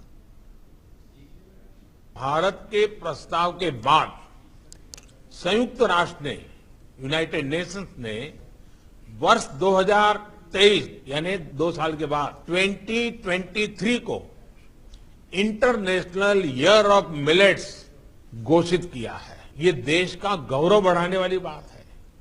ये हमारे किसानों के लिए भी बड़ा अवसर है और उसमें भी खास करके छोटे किसान जहां सिंचाई की सुविधाएं भी कम है और जहां पर मोटा अनाज पैदा होता है, इस मोटे अनाज का महात्म्य दुनिया तक पहुंचाने का काम यूएन के माध्यम से हमने जो प्रस्तावित किया वो 2023 के लिए स्वीकृत हुआ है। जिस तरह से कोरोना से बचाने के लिए मेड इन इंडिया वैक्सीन है, वैसे ही लोगों को बीमार होने से बचाने के लिए भारत में पैदा हुए मिलेट्स भी, मोटा अनाज भी, उसकी न्यूट्रिशन वैल्यू भी उतनी ही उपयोगी होगी। ऑस्ट्रेलिया के प्रधानमंत्री स्कॉट मॉरिसन ने क्वाड नेताओं की बैठक को लेकर काफी उत्साह दिखाया है। क्वाड देशों में अमेरिका, ऑस्ट्रेलिया, जापान और भारत शामिल है। इस संगठन का फोकस हिंद महासागर क्षेत्र में स्वतंत्र नौवहन और उसकी सुरक्षा है। बैठक में अमेरिकी राष्ट्रपति जो बिडेन, ऑस्ट्रेलियाई प्रधानमंत्री स्कॉट मॉरिसन, भारतीय प्रधानमंत्री नरेंद्र मोदी और जापान के प्रधानमंत्री योशिहिदे सुगा हिस्सा लेंगे। हालांकि अब तक बैठक की कोई स्पष्ट कार्यक्रम अभी तक घोषित नहीं किया गया है। The Quad is very central to the United States and our thinking about the region and looking at the Indo-Pacific also through the prism of our ASEAN partners and their vision of the Indo-Pacific. So yes, the Quad is very central in re-engagement in multilateral organisations, particularly in the Indo-Pacific, is key to building stability and peace in the Indo-Pacific. We share that view, we encourage that view, and we strongly welcome that view. And so I am looking forward to that first gathering of the Quad leaders. It'll be the first ever such gathering. This will become a feature of Indo-Pacific engagement. But it's not going to be a big bureaucracy with a big secretariat and those sorts of things. It'll be 4 leaders, 4 countries working together constructively for the peace, prosperity and stability of the Indo-Pacific, which is good for everyone in the Indo-Pacific. OTT platform पर नियंत्रण को लेकर सरकार की ओर से पेश किए गए नियमों पर सुप्रीम कोर्ट ने असंतोष जाहिर किया है। सुप्रीम कोर्ट ने कहा कि ये सिर्फ गाइडलाइंस हैं और इनमें मुकदमा चलाने का कोई प्रावधान नहीं है। कोर्ट ने यह भी कहा कि बिना कानून के कंटेंट को रेगुलेट नहीं किया जा सकता। सॉलिसिटर जनरल तुषार मेहता ने कहा कि 2 हफ्ते के अंदर ड्राफ्ट तैयार करके कोर्ट के सामने विचार के लिए पेश किया जाएगा। वहीं अमेजन प्राइम इंडिया की कमर्शियल हेड अपर्णा पुरोहित की गिरफ्तारी पर कोर्ट ने रोक लगा दी है।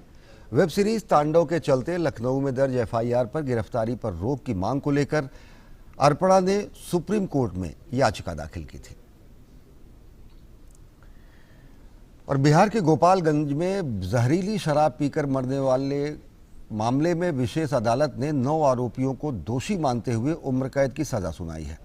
आरोपियों में 4 महिलाएं भी शामिल हैं। साल 2016 में खजूरबनी में शराब पीकर 21 लोगों की मौत हो गई थी।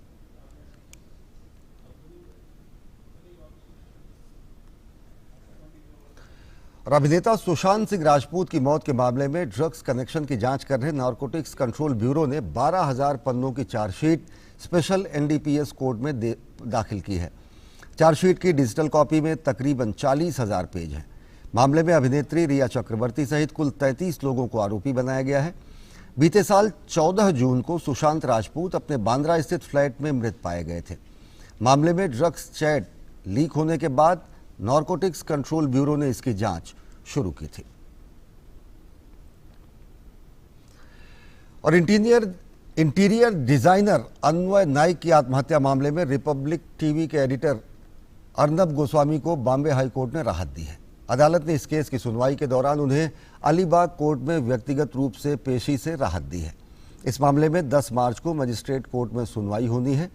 अर्नब गोस्वामी ने अपने खिलाफ दर्ज एफआईआर को रद्द करने के लिए हाई कोर्ट में गुहार भी लगाई है, जिस पर 16 अप्रैल को सुनवाई होगी।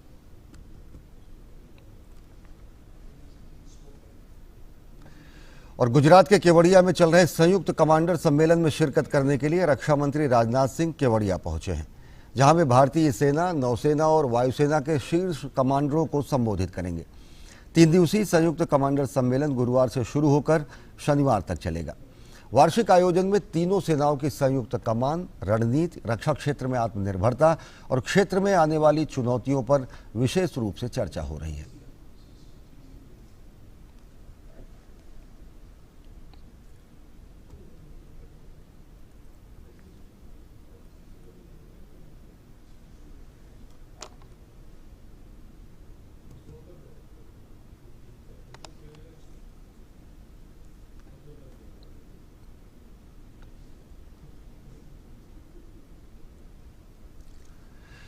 और देश भर में अब तक 1,80,05,503 लोगों को कोविड-19 के टीके की खुराक दी जा चुकी है।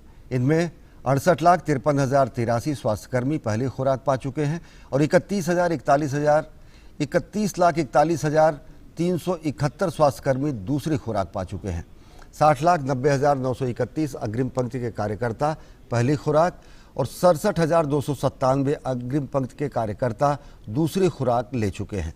इसके साथ साथ विशिष्ट बीमारियों से ग्रस्त 45 साल से अधिक उम्र के 2,35,901 लाभार्थियों को पहली खुराक दी जा चुकी है और 60 साल से अधिक उम्र के 16,16,920 लाभार्थियों को टीके लगाए गए हैं।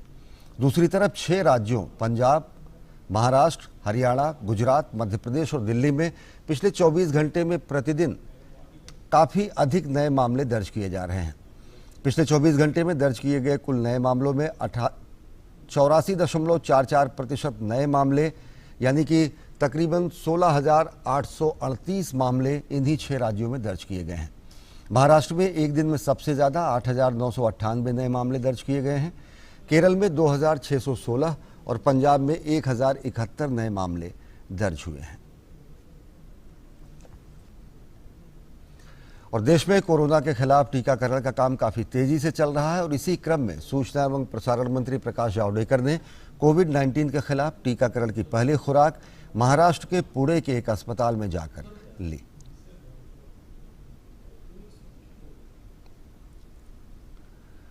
और इसके बाद उन्होंने ट्वीट करके कहा, लोगों से ज़्यादा टीकाकरण में शिरकत करने की अपील की। उन्होंने लिखा कि कोविड-19 की पहली खुराक आज दीनानाथ मंगेशकर अस्पताल पुणे में ली।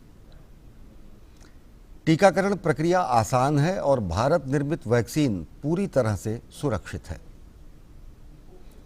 मैं सभी नागरिकों से अपील करता हूं कि जब भी मुमकिन हो टीकाकरण कराएं। टीका है सुरक्षा कवच। और महाराष्ट्र के राज्यपाल भगत सिंह कोश्यारी ने भी आज मुंबई के एक सरकारी अस्पताल में कोविड-19 वैक्सीन की पहली खुराक प्राप्त की।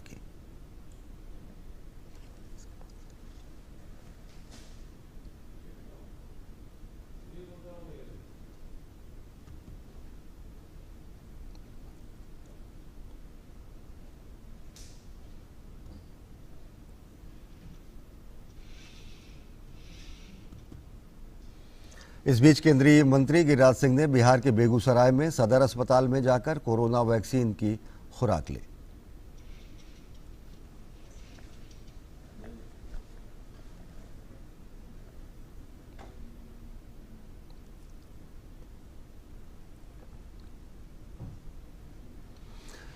उत्तर प्रदेश के स्वास्थ्य मंत्री जयप्रताप सिंह ने भी लखनऊ में कोरोना वायरस वैक्सीन की पहली डोज लगवाई।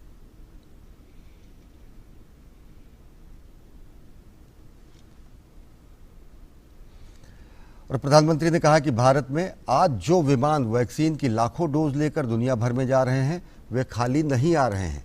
वे अपने साथ भारत के प्रति भरोसा, भारत के प्रति आत्मीयता, स्नेह, आशीर्वाद और एक भावनात्मक लगाव लेकर आ रहे हैं।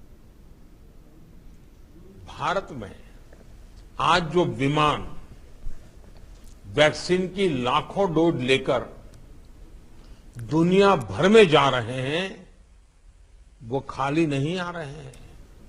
वो अपने साथ भारत के प्रति बढ़ा हुआ भरोसा, भारत के प्रति आत्मीयता और उन देशों का लोगों का स्नेह और बुजुर्ग जो बीमार हैं उनके आशीर्वाद, एक भावात्मक लगाव लेकर के ये हमारे जहाज भर भर के आ रहे हैं।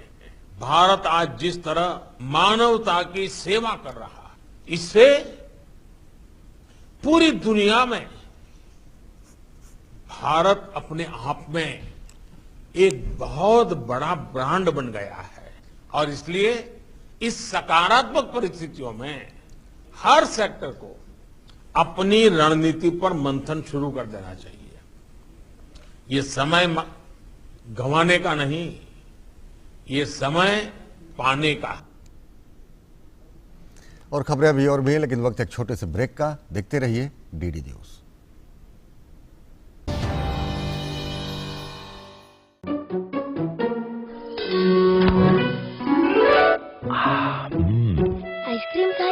आइसक्रीम? ये है डबल आनंद। पहला आनंद पॉलिसी टर्म के अंत पर मैच्योरिटी क्लेम का पूरा भुगतान, और दूसरा आपके अपनों के लिए लाइफ कवर की पूरी रकम बिना किसी प्रीमियम के। LIC न्यू जीवन आनंद, आनंद ही आनंद।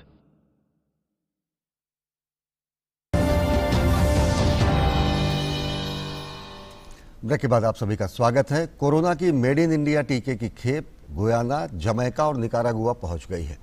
विदेश मंत्रालय के प्रवक्ता अनुराग श्रीवास्तव ने एक ट्वीट के जरिए Ghana, Rwanda, Senegal, Democratic Republic of Congo और आइवरी कोस्ट में भेजे गए भारत के टीकों की खेप की सूचना और उससे संबंधित तस्वीरें साझा की।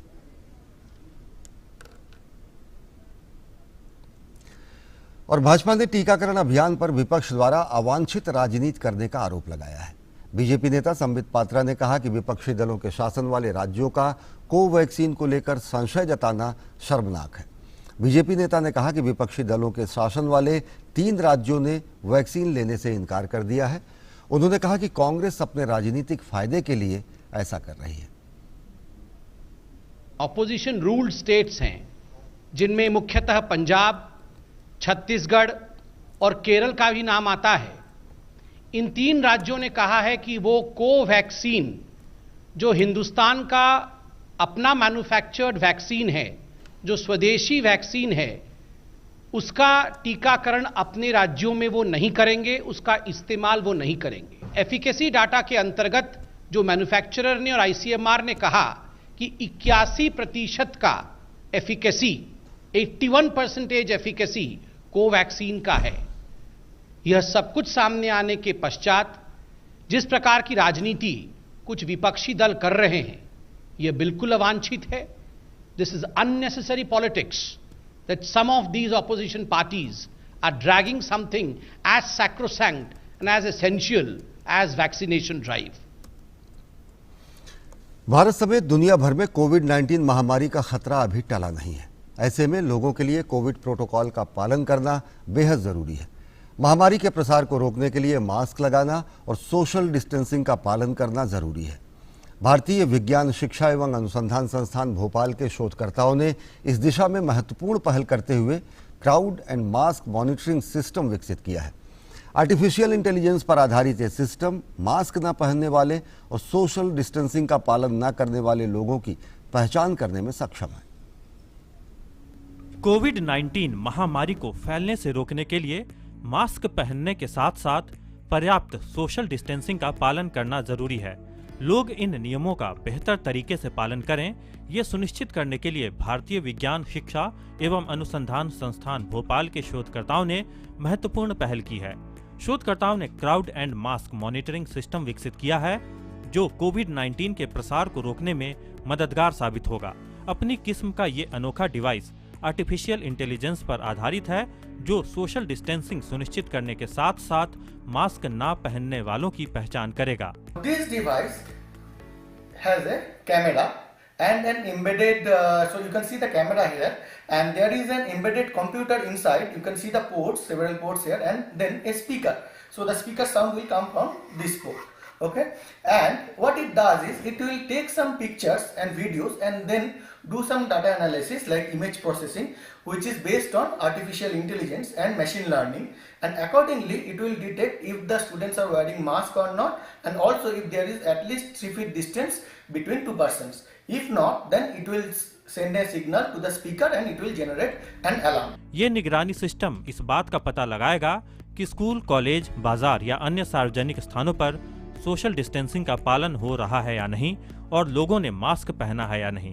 अगर लोगों ने मास्क नहीं पहना है या उनके बीच उचित दूरी नहीं है, तो ये पहले से रिकॉर्ड किए गए संदेश के जरिए लोगों को तुरंत अलर्ट कर देगा। ये सिस्टम लोगों के बीच कम से कम 3 फीट की दूरी सुनिश्चित करेगा। This device we have incorporated or deployed in several places in our campus since October 2020, and we are still working towards improving the cases of false alarming and all, and also we are planning to actually open source the whole system in future, and along with that we will also provide a how to use tutorial, and we think that that will be beneficial for the larger mass. Artificial intelligence और machine learning तकनीक से lace ये device काफी सस्ता है और इसे आसानी से कहीं भी ले जाया जा सकता है। शोधकर्ताओं के मुताबिक इस डिवाइस को भीड़-भाड़ वाले स्थानों या सार्वजनिक जगहों पर लगाया जा सकता है ताकि इन जगहों पर कोविड-19 से जुड़े दिशा निर्देशों का पालन सुनिश्चित किया जा सके। निशांत सौरभ की रिपोर्ट, डीडी न्यूज। और खबरें अभी और भी हैं, लेकिन वक्त एक छोटे से ब्रेक का। देखते रहिए डीडी न्यूज।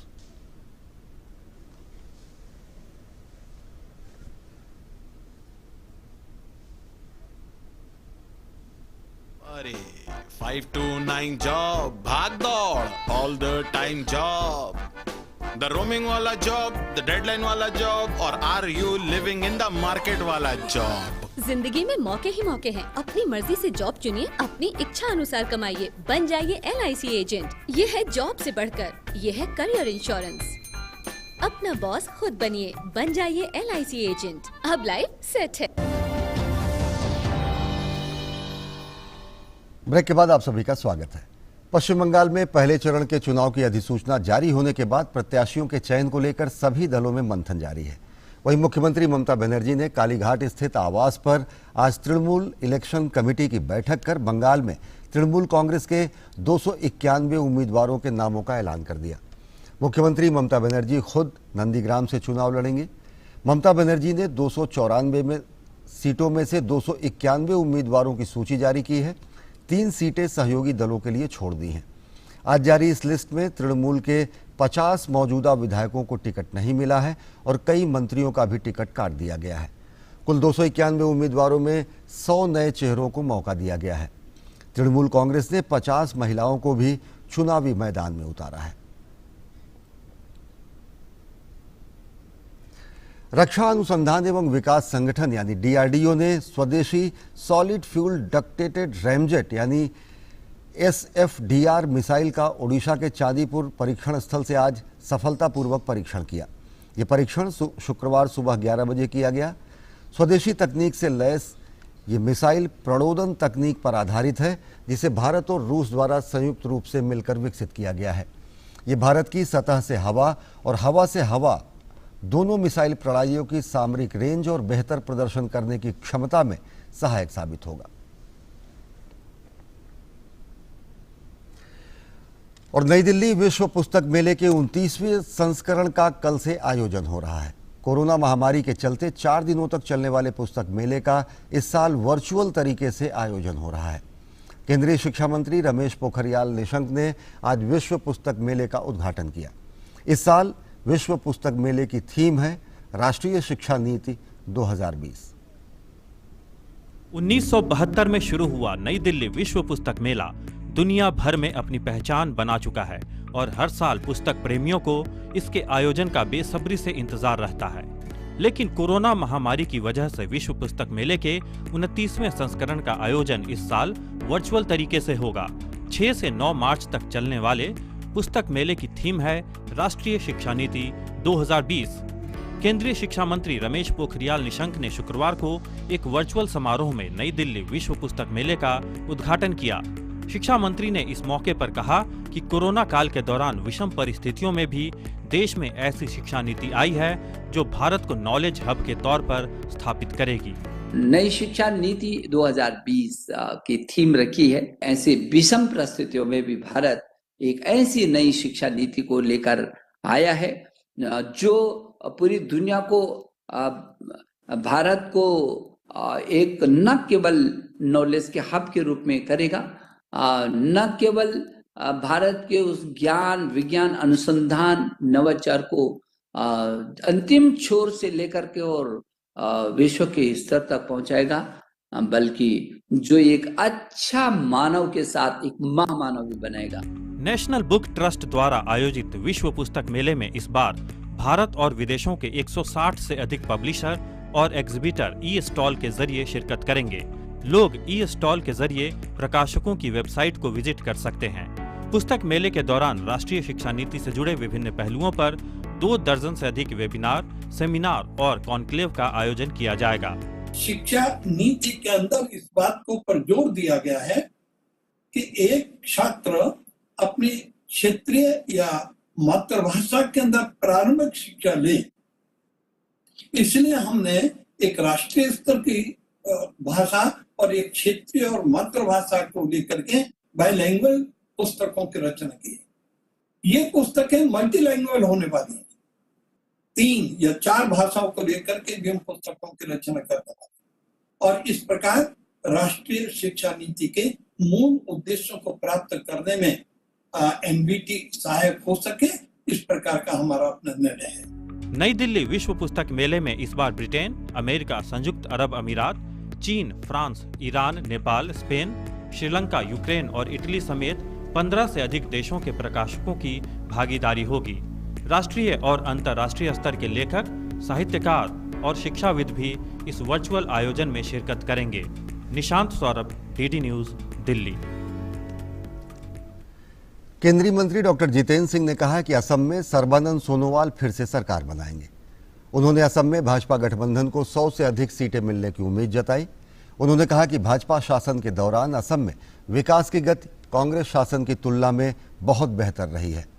असम में कांग्रेस की स्थिति के बारे में उन्होंने कहा कि अभी राज्य में कांग्रेस का कोई अग्रणी चेहरा नहीं है।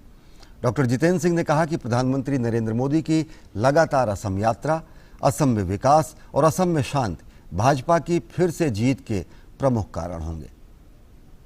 हमने आह्वान किया है बीजेपी प्लस 100 प्लस, और मुझे विश्वास है कि जो हमारे अलाइज हैं, एजीपी है, यूपीपीएल है, उनको मिला करके हम उस अपने आह्वान पर, उस वादे पर पूरा उतरेंगे और जो विकास के कार्य 2016 के बाद प्रारंभ हुए हैं उनको आगे बढ़ाने में सफल रहेंगे।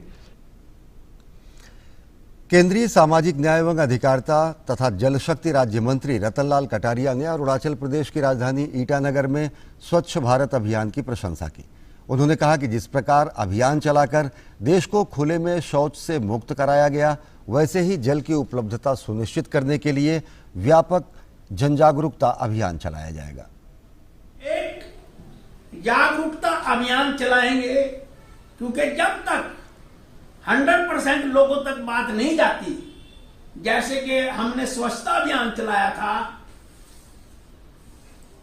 तो उसका भी हमने 5 साल का टारगेट रखा था और लोगों की भागीदारी से वो अभियान सफल रहा और 2 अक्टूबर 2019 को सारा देश ओडीएफ हुआ और अब हम उसमें ओडीएफ प्लस की ओर बढ़ रहे हैं। तो इसी प्रकार की योजना हमारी नल से जल प्रोग्राम की है, कैच द रेन कार्यक्रम की है। कृषि सुधार कानूनों के बारे में रतनलाल कटारिया ने कहा कि इन कानूनों का विरोध करने वाले ये नहीं बता पा रहे हैं कि इसमें कमी क्या है। कानूनों में तो ये कहा गया है कि आपकी मर्जी है, आप बेचना चाहें बेचें, अगर आप नहीं बेचना चाहते तो ना बेचें। आपका दिल करता है मंडी के अंदर बेचें, आपका दिल करता है मंडी के बाहर बेचें। और अभी 3 महीने से ज्यादा से एजिटेशन चल रही है, लेकिन कोई माई का लाल, ना किसान नेता, ना कोई पॉलिटिकल लीडर ये बता पाया है कि इन 3 कानूनों में कृषि के ये फ्लॉ है। और समृद्ध देशों में कोविड-19 की नई लहर और वायरस के विभिन्न वेरिएंट सामने आने की वजह से वैश्विक उत्पादन की बहाली की रफ्तार धीमी हुई है। हालांकि भारत में आर्थिक गतिविधियों ने रफ्तार पकड़ ली है। टीकाकरण अभियान के बाद आर्थिक क्षेत्र में आ रही तेजी पर कोविड-19 के मामलों में हुई थोड़ी वृद्धि का कोई खास असर नहीं आया है।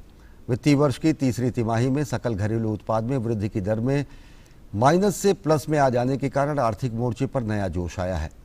महामारी के बाद जीडीपी में ये पहली सकारात्मक वृद्धि है। पूर्व में किए गए अनुमानों को किनारे करते हुए आर्थिक वर्ष का अंत सकारात्मक परिस्थिति में होना तय है। आर्थिक मोर्चे पर फरवरी माह में आई कुछ और बड़ी खबरें हैं और इसके तहत लगातार 7वें महीने भारत के विनिर्माण क्षेत्र में फैलाव का सिलसिला जारी रहा। पीएमआई विनिर्माण में केवल मामूली गिरावट आई और ये जनवरी में 57.7% के मुकाबले फरवरी में 57.5% रहा। सेवा क्षेत्र में गतिविधियों का विस्तार जारी रहा और पीएमआई सर्विसेज बढ़कर 55.3% हो गया। 8 प्रमुख उद्योग जनवरी 2021 में इस वित्तीय वर्ष में पहली बार विस्तार जोन में पहुंच गए। 28 फरवरी 2021 तक मनरेगा के तहत 350 करोड़ व्यक्ति दिन के बराबर रोजगार पैदा किए गए। पिछले वित्तीय वर्ष की तुलना में ये 41.6% का बेहद महत्वपूर्ण उछाल रहा। बिजली की खपत में जनवरी 2021 में 4.8% और फरवरी में 3% का इजाफा देखा गया। भारतीय बास्केट में कच्चे तेल के दाम में वृद्धि देखी गई। ये जनवरी के 54.6 अमेरिकी डॉलर प्रति बैरल की तुलना में फरवरी में 61.1 डॉलर हो गया। विदेश व्यापार कोविड पूर्व की अवस्था में वापस आते हुए जनवरी में 27.4 बिलियन अमेरिकी डॉलर तक पहुंच गया। शुरुआती आंकड़ों के अनुसार फरवरी 2021 में भारत का व्यापारिक निर्यात बढ़कर 27.67 बिलियन अमेरिकी डॉलर हो गया। भारत के विदेशी मुद्रा भंडार में इस महीने 3.29 अमेरिकी डॉलर का बड़ा इजाफा हुआ और इस वित्तीय वर्ष में अब तक विदेशी निवेशकों ने 33.1 बिलियन डॉलर की बड़ी पूंजी भारतीय इक्विटी और डेट में लगाई है।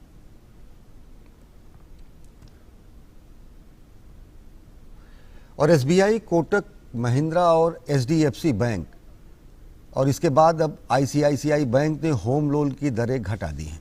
बैंक के मुताबिक 75 लाख रुपए तक के होम लोन के लिए ब्याज की दर 6.7% रखी गई है। एचडीएफसी ने पहले ही होम लोन की दरें 6.75% रखी थी। बीते हफ्ते एसबीआई और कोटक ने होम लोन की दरें घटाई और होम लोन की प्रोसेसिंग फीस भी हटा दी। बीते 10 साल में होम लोन की ये सबसे कम दर है।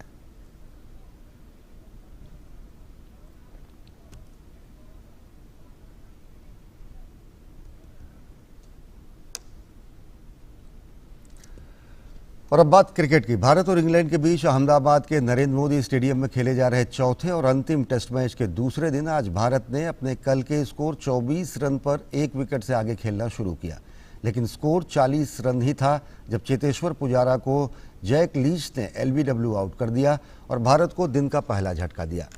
इसके बाद कप्तान विराट कोहली को बिना खाता खोले ही बेन स्टोक्स ने पवेलियन की राह दिखाई और इसके बाद अजिंक्य रहाणे भी 27 के स्कोर पर जेम्स एंडरसन का शिकार बने। भारतीय टीम को बड़ा झटका रोहित शर्मा के विकेट के रूप में लगा, जो कि 49 रन पर बेन स्टोक्स की गेंद पर आउट हो गए। ताज़ा समाचार मिलने तक भारत ने 7 विकेट के नुकसान पर 275 रन बना लिए हैं। वहीं ऋषभ पंत ने शानदार शतक जमाया है। और इस खबर पर और अधिक जानकारी के लिए जुड़ रहे हैं हमारे संवाददाता गौरव। गौरव, अगर देखें तो जिस तरीके से नरेंद्र मोदी स्टेडियम में ये मैच चल रहा है, बेहद अहम मैच, 4 मैचों की ये श्रृंखला का क्या कुछ है इस समय, ताज़ा स्थिति क्या है? शतक भी जड़ा है। बिल्कुल अश्विनी, अगर देखा जाए तो आज अगर मैच को पूरा देखें तो जाहिर तौर पर जो पहला सेशन था वो टोटली कहना चाहिए कि इंग्लैंड ने डोमिनेट किया था और एक समय ऐसा कर दिया था कि भारत के लंच से पहले 4 विकेट जो थे वो गिर चुके थे और 80 रन पर 4 विकेट थे और उसके वहाँ से लग रहा था कि भारतीय टीम जो है वो कम बैक करना भारतीय टीम के लिए काफ़ी मुश्किल लग रहा था, क्योंकि जिस तरह से इंग्लैंड ने 205 रन बनाए थे वही रन जो है वो काफ़ी टीम इंडिया के लिए मुश्किल लग रहा था कि टीम इंडिया जो है वो इस रन को भी चेज़ कर पाएगी या नहीं कर पाएगी, लेकिन टीम ने अच्छे से चेज़ किया और अब हालत ये है कि अब भारतीय टीम ने 50 रन से भी ज़्यादा की जो है वो बढ़त जो है वो बना ली है। तो एक अच्छा कहना चाहिए कि आज अगर जो पूरा जो आज अब मैच खत्म होने में थोड़ा ही समय बचा है, तो आज जब मैच खत्म होगा तो इंडियन ड्रेसिंग रूम जो है वो कहीं ना कहीं राहत महसूस करेगा, क्योंकि जिस तरह की शुरुआत हुई थी और जिस तरह से इंग्लैंड ने डोमिनेट किया था उससे उस सिचुएशन को देखते हुए और अब की जो सिचुएशन है, ख़ासतौर से ऋषभ पंत ने जिस तरह की बल्लेबाजी की है, तो वो वाकई दिखाता है कि जो भारतीय टीम के अंदर जो फाइटिंग स्पिरिट है और जो एक बेंच स्ट्रेंथ की जो डीपनेस है वो इन सब चीज़ों को लेकर के सामने आती है कि हम एक अच्छी पोजीशन पर जो है वो अब इस समय टीम इंडिया जो है वो है। और अब ये देखना होगा कि कल का जो दिन होगा वो भी एक फ्रेश डे होगा और एक तरह से कहना चाहिए कि आप एक अच्छी पोजीशन पर आप आ चुके हैं, 50 से ज़्यादा रन की लीड हो चुकी है और इसमें अब जो भी रन आप ऐड करेंगे वो आपके लिए एक प्लस पॉइंट के तौर पर ही होगा। तो जाहिर तौर पर एक बार फिर से टीम इंडिया का जो पलड़ा है वो कहना चाहिए कि दूसरा दिन का खत्म होते होते फिर से टीम इंडिया जो है वो एक ड्राइविंग सीट पर मौजूद है। अश्विनी, निश्चित तरीके से भारत ने बढ़त भी बना ली है इंग्लैंड के खिलाफ इस मैच में। जिस तरीके से स्थिति काफ़ी नाजुक दिख रही थी, पूरा पासा पलट दिया ऋषभ पंत ने, काफ़ी शानदार खेल रहा। 100 रन उन्होंने 115 गेंदों में लगाए और जो स्ट्रोक उन्होंने लगा के अपना सैकड़ा पूरा किया वो भी बड़ा सब यादगार बता रहे हैं। बिल्कुल अश्विनी, ऋषभ पंत को दरअसल इसी के लिए ही जाना जाता है। उनको अगर उनका पिछला रिकॉर्ड भी देखें तो चाहे भारतीय सरजमी हो या विदेशी सरजमी हो, हर जगह पे उन्होंने मुश्किल परिस्थितियों के बीच में अपने आप को साबित किया है और इसीलिए कहीं ना कहीं टीम जो मैनेजमेंट है उन पर कहीं ना कहीं विश्वास करता है और उनको हरदम एक कहीं ना कहीं टीम के साथ जोड़े रखता है। इस तरह की जो परिस्थिति थी, आप सुबह का अगर विकेट हम देखें तो उस समय जब 4 विकेट आपके निकल चुके थे, आपका क्रीमी लेयर जो था वो वापस पवेलियन जा चुका था और आप काफ़ी एक कहना चाहिए कि आप काफ़ी ट्रबल वाली सिचुएशन में थे। उस वक्त पे ऋषभ पंत आते हैं और पहले आप क्या कहना चाहिए कि रोहित शर्मा के साथ एक अच्छी साझेदारी करते हैं और उसके बाद अश्विन के साथ साझेदारी करते हैं और सबसे बड़ी साझेदारी जो उनकी चलती है वो वॉशिंगटन सुंदर के साथ होती है, जो कि शतकी साझेदारी होती है। तो आप जब एक ऐसी सिचुएशन में हो जबकि आपको मालूम हो कि आपके पीछे जो है वो अब कोई ज़्यादा बैट्समैन नहीं रह गए हैं, अब वो बॉलिंग लाइनअप शुरू होने वाली है और जो इंग्लैंड के जो गेंदबाज हैं वो इस समय डोमिनेट कर रहे हैं और लगातार उनके फास्ट बॉलर्स जो थे वो डोमिनेट कर रहे थे। तो इसमें ज़रूरत थी कि विकेट पर टिकने की, विकेट को रीड करने की और विकेट को ये समझने की कि थोड़ा समय देने की, क्योंकि जल्दबाजी नहीं थी, क्योंकि आज दूसरा ही दिन था तो बहुत ज़्यादा जल्दबाजी भी नहीं थी और बहुत ज़्यादा आप एक कहना चाहिए कि आप रिलैक्स वाले मूवमेंट उसमें भी नहीं आ सकते थे, रिलैक्स के मूवमेंट में भी नहीं आ सकते थे कि बहुत आराम से आप खेलें। इसमें ज़रूरत थी कि आप एक धीरे धीरे ही सही लेकिन विकेट पर रन निकालते रहें और वही चीज़ जो थी वो ऋषभ पंत ने अपनी बैटिंग में अप्लाई की और उनका बखूबी जो साथ था वो दूसरे छोर से बाकी बल्लेबाजों ने भी दिया। रोहित शर्मा की तारीफ करनी होगी कि वो विकेट पर टिके रहे, उन्होंने एक कहीं ना कहीं एग्जाम्पल सेट किया कि ये विकेट जो है इतनी ख़राब नहीं है कि आप यहाँ पे बल्लेबाजी करके स्कोर ना कर सके, बशर्ते आपको थोड़ा समय देना होगा, थोड़ा विकेट पे समय बिताना होगा। और वही चीज़ ऋषभ पंत की बल्लेबाजी में हमें नजर आई कि उन्होंने विकेट पर समय बिताया और उनके साथ ही वॉशिंगटन सुंदर ने भी उनका बखूबी साथ दिया और उन्होंने दोनों ने मिलकर के जो शतकी साझेदारी की अहम समय पर, इस चीज़ ने कहीं ना कहीं टीम इंडिया को वापस जो है इस टेस्ट में ला दिया है।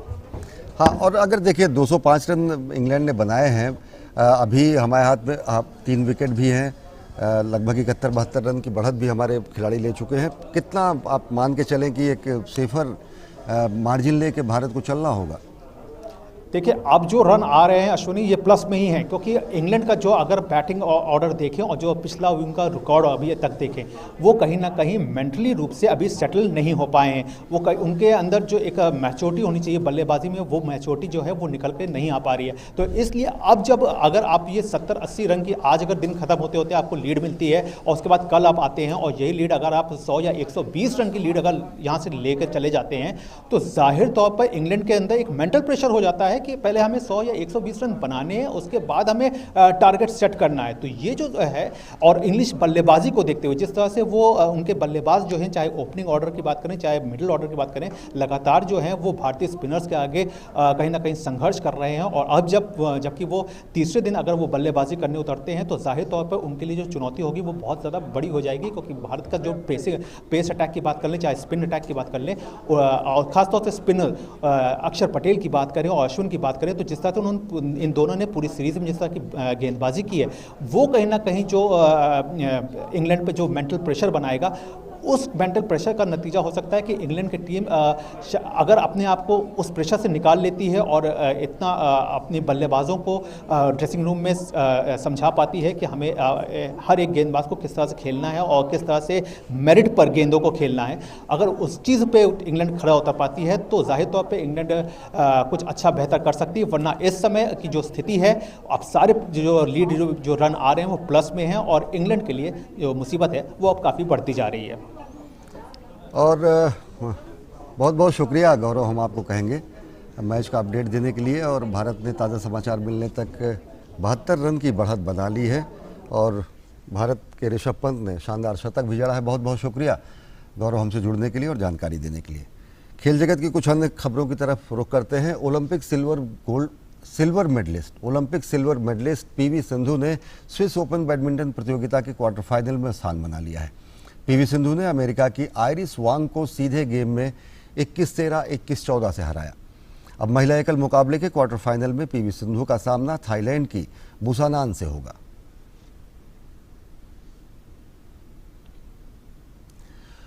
और पूर्व विश्व नंबर 1 खिलाड़ी किदाम्बी श्रीकांत ने भी पुरुष एकल के दूसरे दौर के मैच में फ्रांस के थॉमस रॉक्सेल पर 21-10, 14-21, 21-14 से जीत दर्ज कर क्वार्टर फाइनल में अपना स्थान पक्का किया। पहला गेम जीतने के बाद दूसरे गेम में श्रीकांत को मशक्कत करनी पड़ी और फ्रेंच खिलाड़ी रॉक्सिल ने ये गेम जीतकर मैच को रोमांचक बना दिया। लेकिन तीसरे गेम में श्रीकांत ने एक बार फिर वापसी की और इसे जीतकर मुकाबले को भी अपने नाम कर लिया। आज क्वार्टर फाइनल में श्रीकांत का सामना थाईलैंड के कांटाफोन से होगा। 5वीं वरीयता प्राप्त भारत के साई प्रणीत ने भी क्वार्टर फाइनल में स्थान बना लिया है। साई प्रणीत ने स्पेन के पाब्लो आबियान को सीधे गेम में 21-12, 21-17 से शिकस्त दी। आज प्रणीत का सामना क्वार्टर फाइनल में मलेशिया के ली जी जिया से होगा।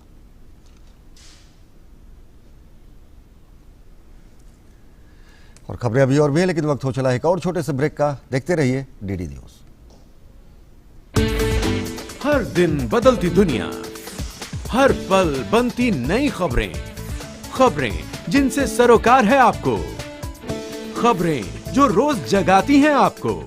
ताजा और वास्तविक समाचारों से दिन की सही शुरुआत डीडी न्यूज के साथ।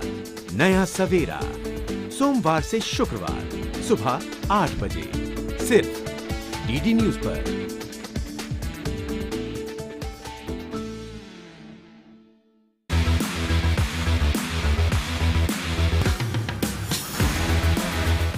और मैंने हर जगह मेडल जीते हैं। आप जितना हार्डवर्क करोगे उतना ही आपका स्टेमिना इंप्रूव होता जाएगा। जो भी बाउट होती है मैं फाइनल समझ के खेलता हूँ, चाहे वो पहली बाउट हो या आखिरी बाउट हो।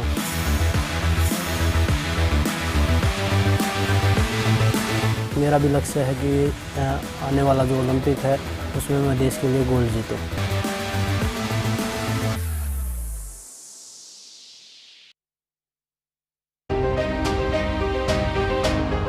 पहली बार एक ही मंच पर देश की तीनों महिला लेफ्टिनेंट जनरल, नौसेना की पहली महिला वाइस एडमिरल। कोई भी काम इतना बड़ा नहीं कि आप ना कर पाओ। वायुसेना की पहली महिला एयर मार्शल। मैं दिल्ली की लड़की थी, यहाँ लेडी हार्डिंज और एम्स छोड़ के यहाँ ज्वाइन किया, इसलिए कि तब 62 वॉर की बात की थी। तभी ये कॉलेज का सेकेंड ईयर था, तो कुछ करना देश के लिए, know that was the main thing. और सेना की लेफ्टिनेंट जनरल। महिलाओं के लिए ऑर्गेनाइजेशन बहुत बदला है, पॉलिसीज बदल लिए हैं। लेडीज जो कर रही है ट्रेनिंग है, जो कंधे से कंधा मिलाकर, कोई फर्क नहीं। कार्यक्रम योद्धा है नारी में शुक्रवार 5 मार्च शाम 7:30 बजे और रात 10:30 बजे सिर्फ डीडी न्यूज पर।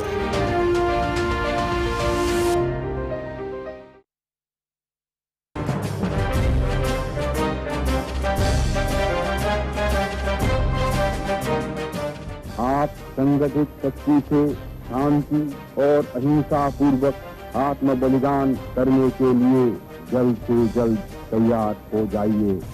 न मालूम कब बिगुल बज उठे।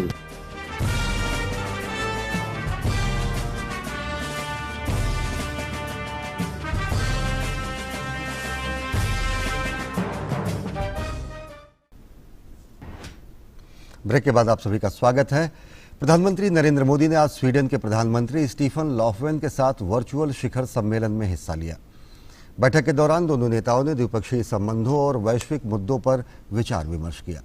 भारत और स्वीडन के बीच वर्चुअल शिखर सम्मेलन में प्रधानमंत्री नरेंद्र मोदी ने कहा कि जलवायु परिवर्तन का मुद्दा भारत और स्वीडन दोनों देशों की प्राथमिकता में है। भारत जलवायु परिवर्तन की चुनौती को गंभीरता से लेता है और भारत पेरिस समझौते के प्रति वचनबद्ध है। क्लाइमेट चेंज का महत्वपूर्ण मुद्दा हम दोनों देशों के लिए एक प्राथमिकता है और हम इस पर आपके साथ काम करना चाहेंगे। भारत की संस्कृति में पर्यावरण के संरक्षण और नेचर के साथ हार्मनी में जीने पर हमेशा महत्व दिया गया है। हम पेरिस एग्रीमेंट में किए गए अपने कमिटमेंट पर दृढ़ता से आगे बढ़ रहे हैं। हम इन टारगेट्स को न सिर्फ अचीव करेंगे बल्कि उन्हें एक्सीड करेंगे। G20 देशों में शायद भारत ही अपने कमिटमेंट पर अच्छी प्रोग्रेस कर पाया है। पिछले 5 सालों में हमारी रिन्यूएबल एनर्जी पावर क्षमता 162% बढ़ी है। प्रधानमंत्री ने कोविड से स्वीडन में हुई क्षति पर गहरी संवेदना जताई। प्रधानमंत्री ने कोविड के खिलाफ लड़ाई के लिए वैश्विक सहयोग पर भी बल दिया। प्रधानमंत्री ने कहा कि भारत ने तमाम देशों को कोविड वैक्सीन उपलब्ध कराया है। शिखर सम्मेलन में प्रधानमंत्री ने पोस्ट कोविड यानी कोविड के बाद की स्थिति में भारत और स्वीडन के सहयोग पर बल दिया। उन्होंने कहा कि इसमें भारत और स्वीडन अहम साझेदार की भूमिका निभा सकते हैं। पोस्ट कोविड स्टेबलाइजेशन और रिकवरी में भारत स्वीडन पार्टनरशिप एक अहम भूमिका अदा कर सकती है।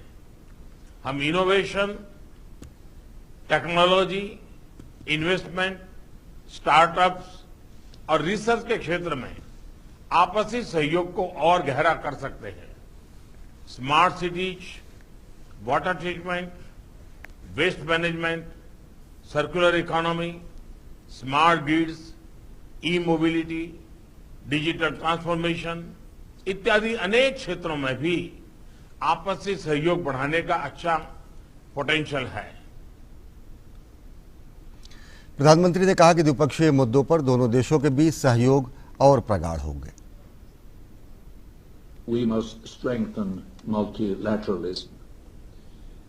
The cooperation between Sweden and India is an excellent example of that kind of collaboration across borders that is now needed. I firmly believe that health, innovation and green recovery will be pivotal in rebuilding our societies, and this should serve as the cornerstone of our partnership looking ahead now. अमेरिकी विदेश विभाग के प्रवक्ता नेड price ने कहा है कि Myanmar में प्रदर्शनकारियों की मौत से वे दुखी हैं और देश में सुरक्षा बलों द्वारा हिंसा की निंदा करते हैं। उन्होंने कहा कि वाशिंगटन तख्ता पलट के बाद बढ़ती हिंसा के जवाब में कार्रवाई करेगा। पुलिस ने म्यांमार के कई शहरों में प्रदर्शनकारियों को तितर-बितर करने के लिए आंसू गैस और बंदूक का इस्तेमाल किया। संयुक्त राष्ट्र ने कहा कि बुधवार के प्रदर्शन के दौरान 38 लोग मारे गए थे।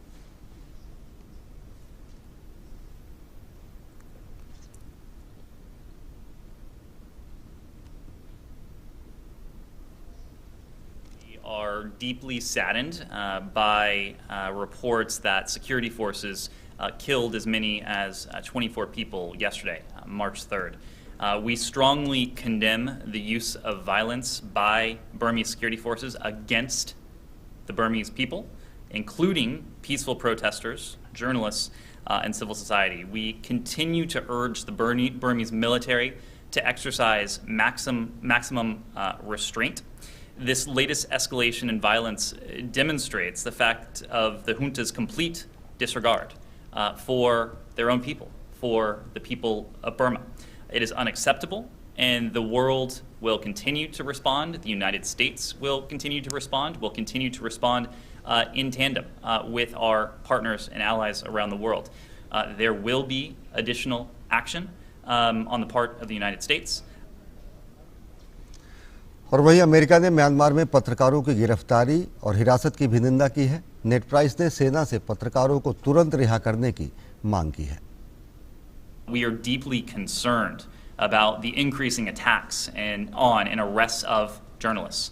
We call on the military to immediately release these individuals and to cease their intimidation and harassment of the media and others who are unjustly detained for doing nothing more than their job, for doing nothing more than exercising their universal rights.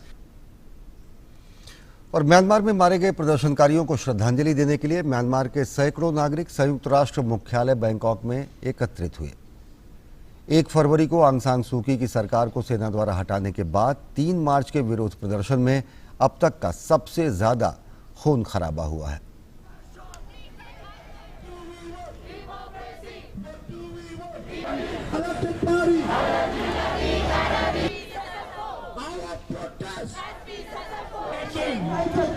Please take action. Please take action.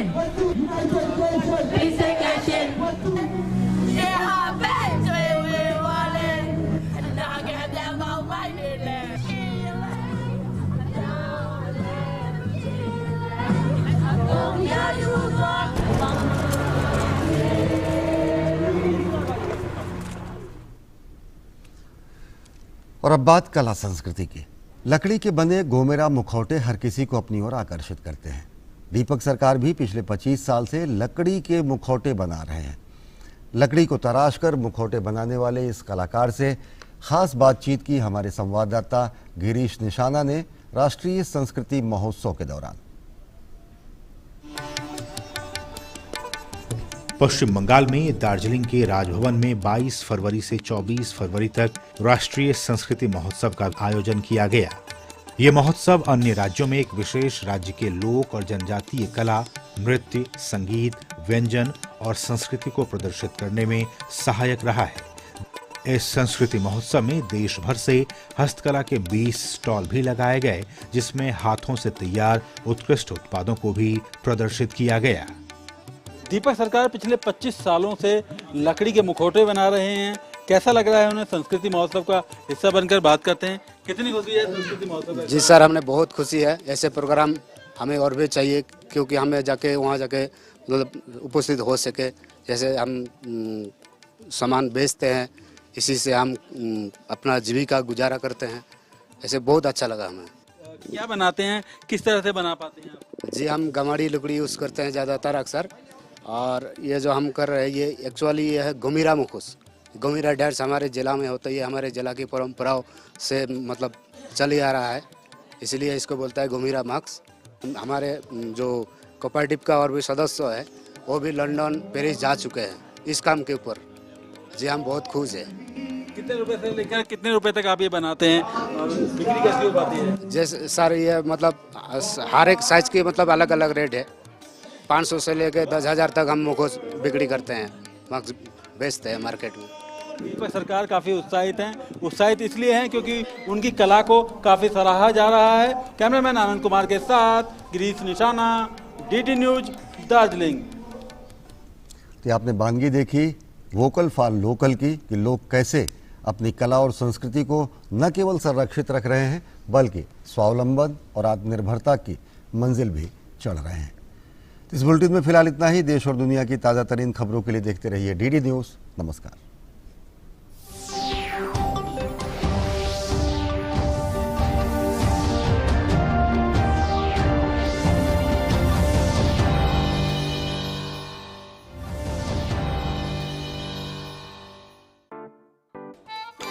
Nine to 5 job, अरे 5 to 9 job, भाग दौड़ all the time job, the roaming वाला job, the deadline वाला job, और are you living in the market वाला job? जिंदगी में मौके ही मौके हैं। अपनी मर्जी से जॉब चुनिए, अपनी इच्छा अनुसार कमाइए, बन जाइए LIC एजेंट। ये है जॉब से बढ़कर, ये है करियर इंश्योरेंस।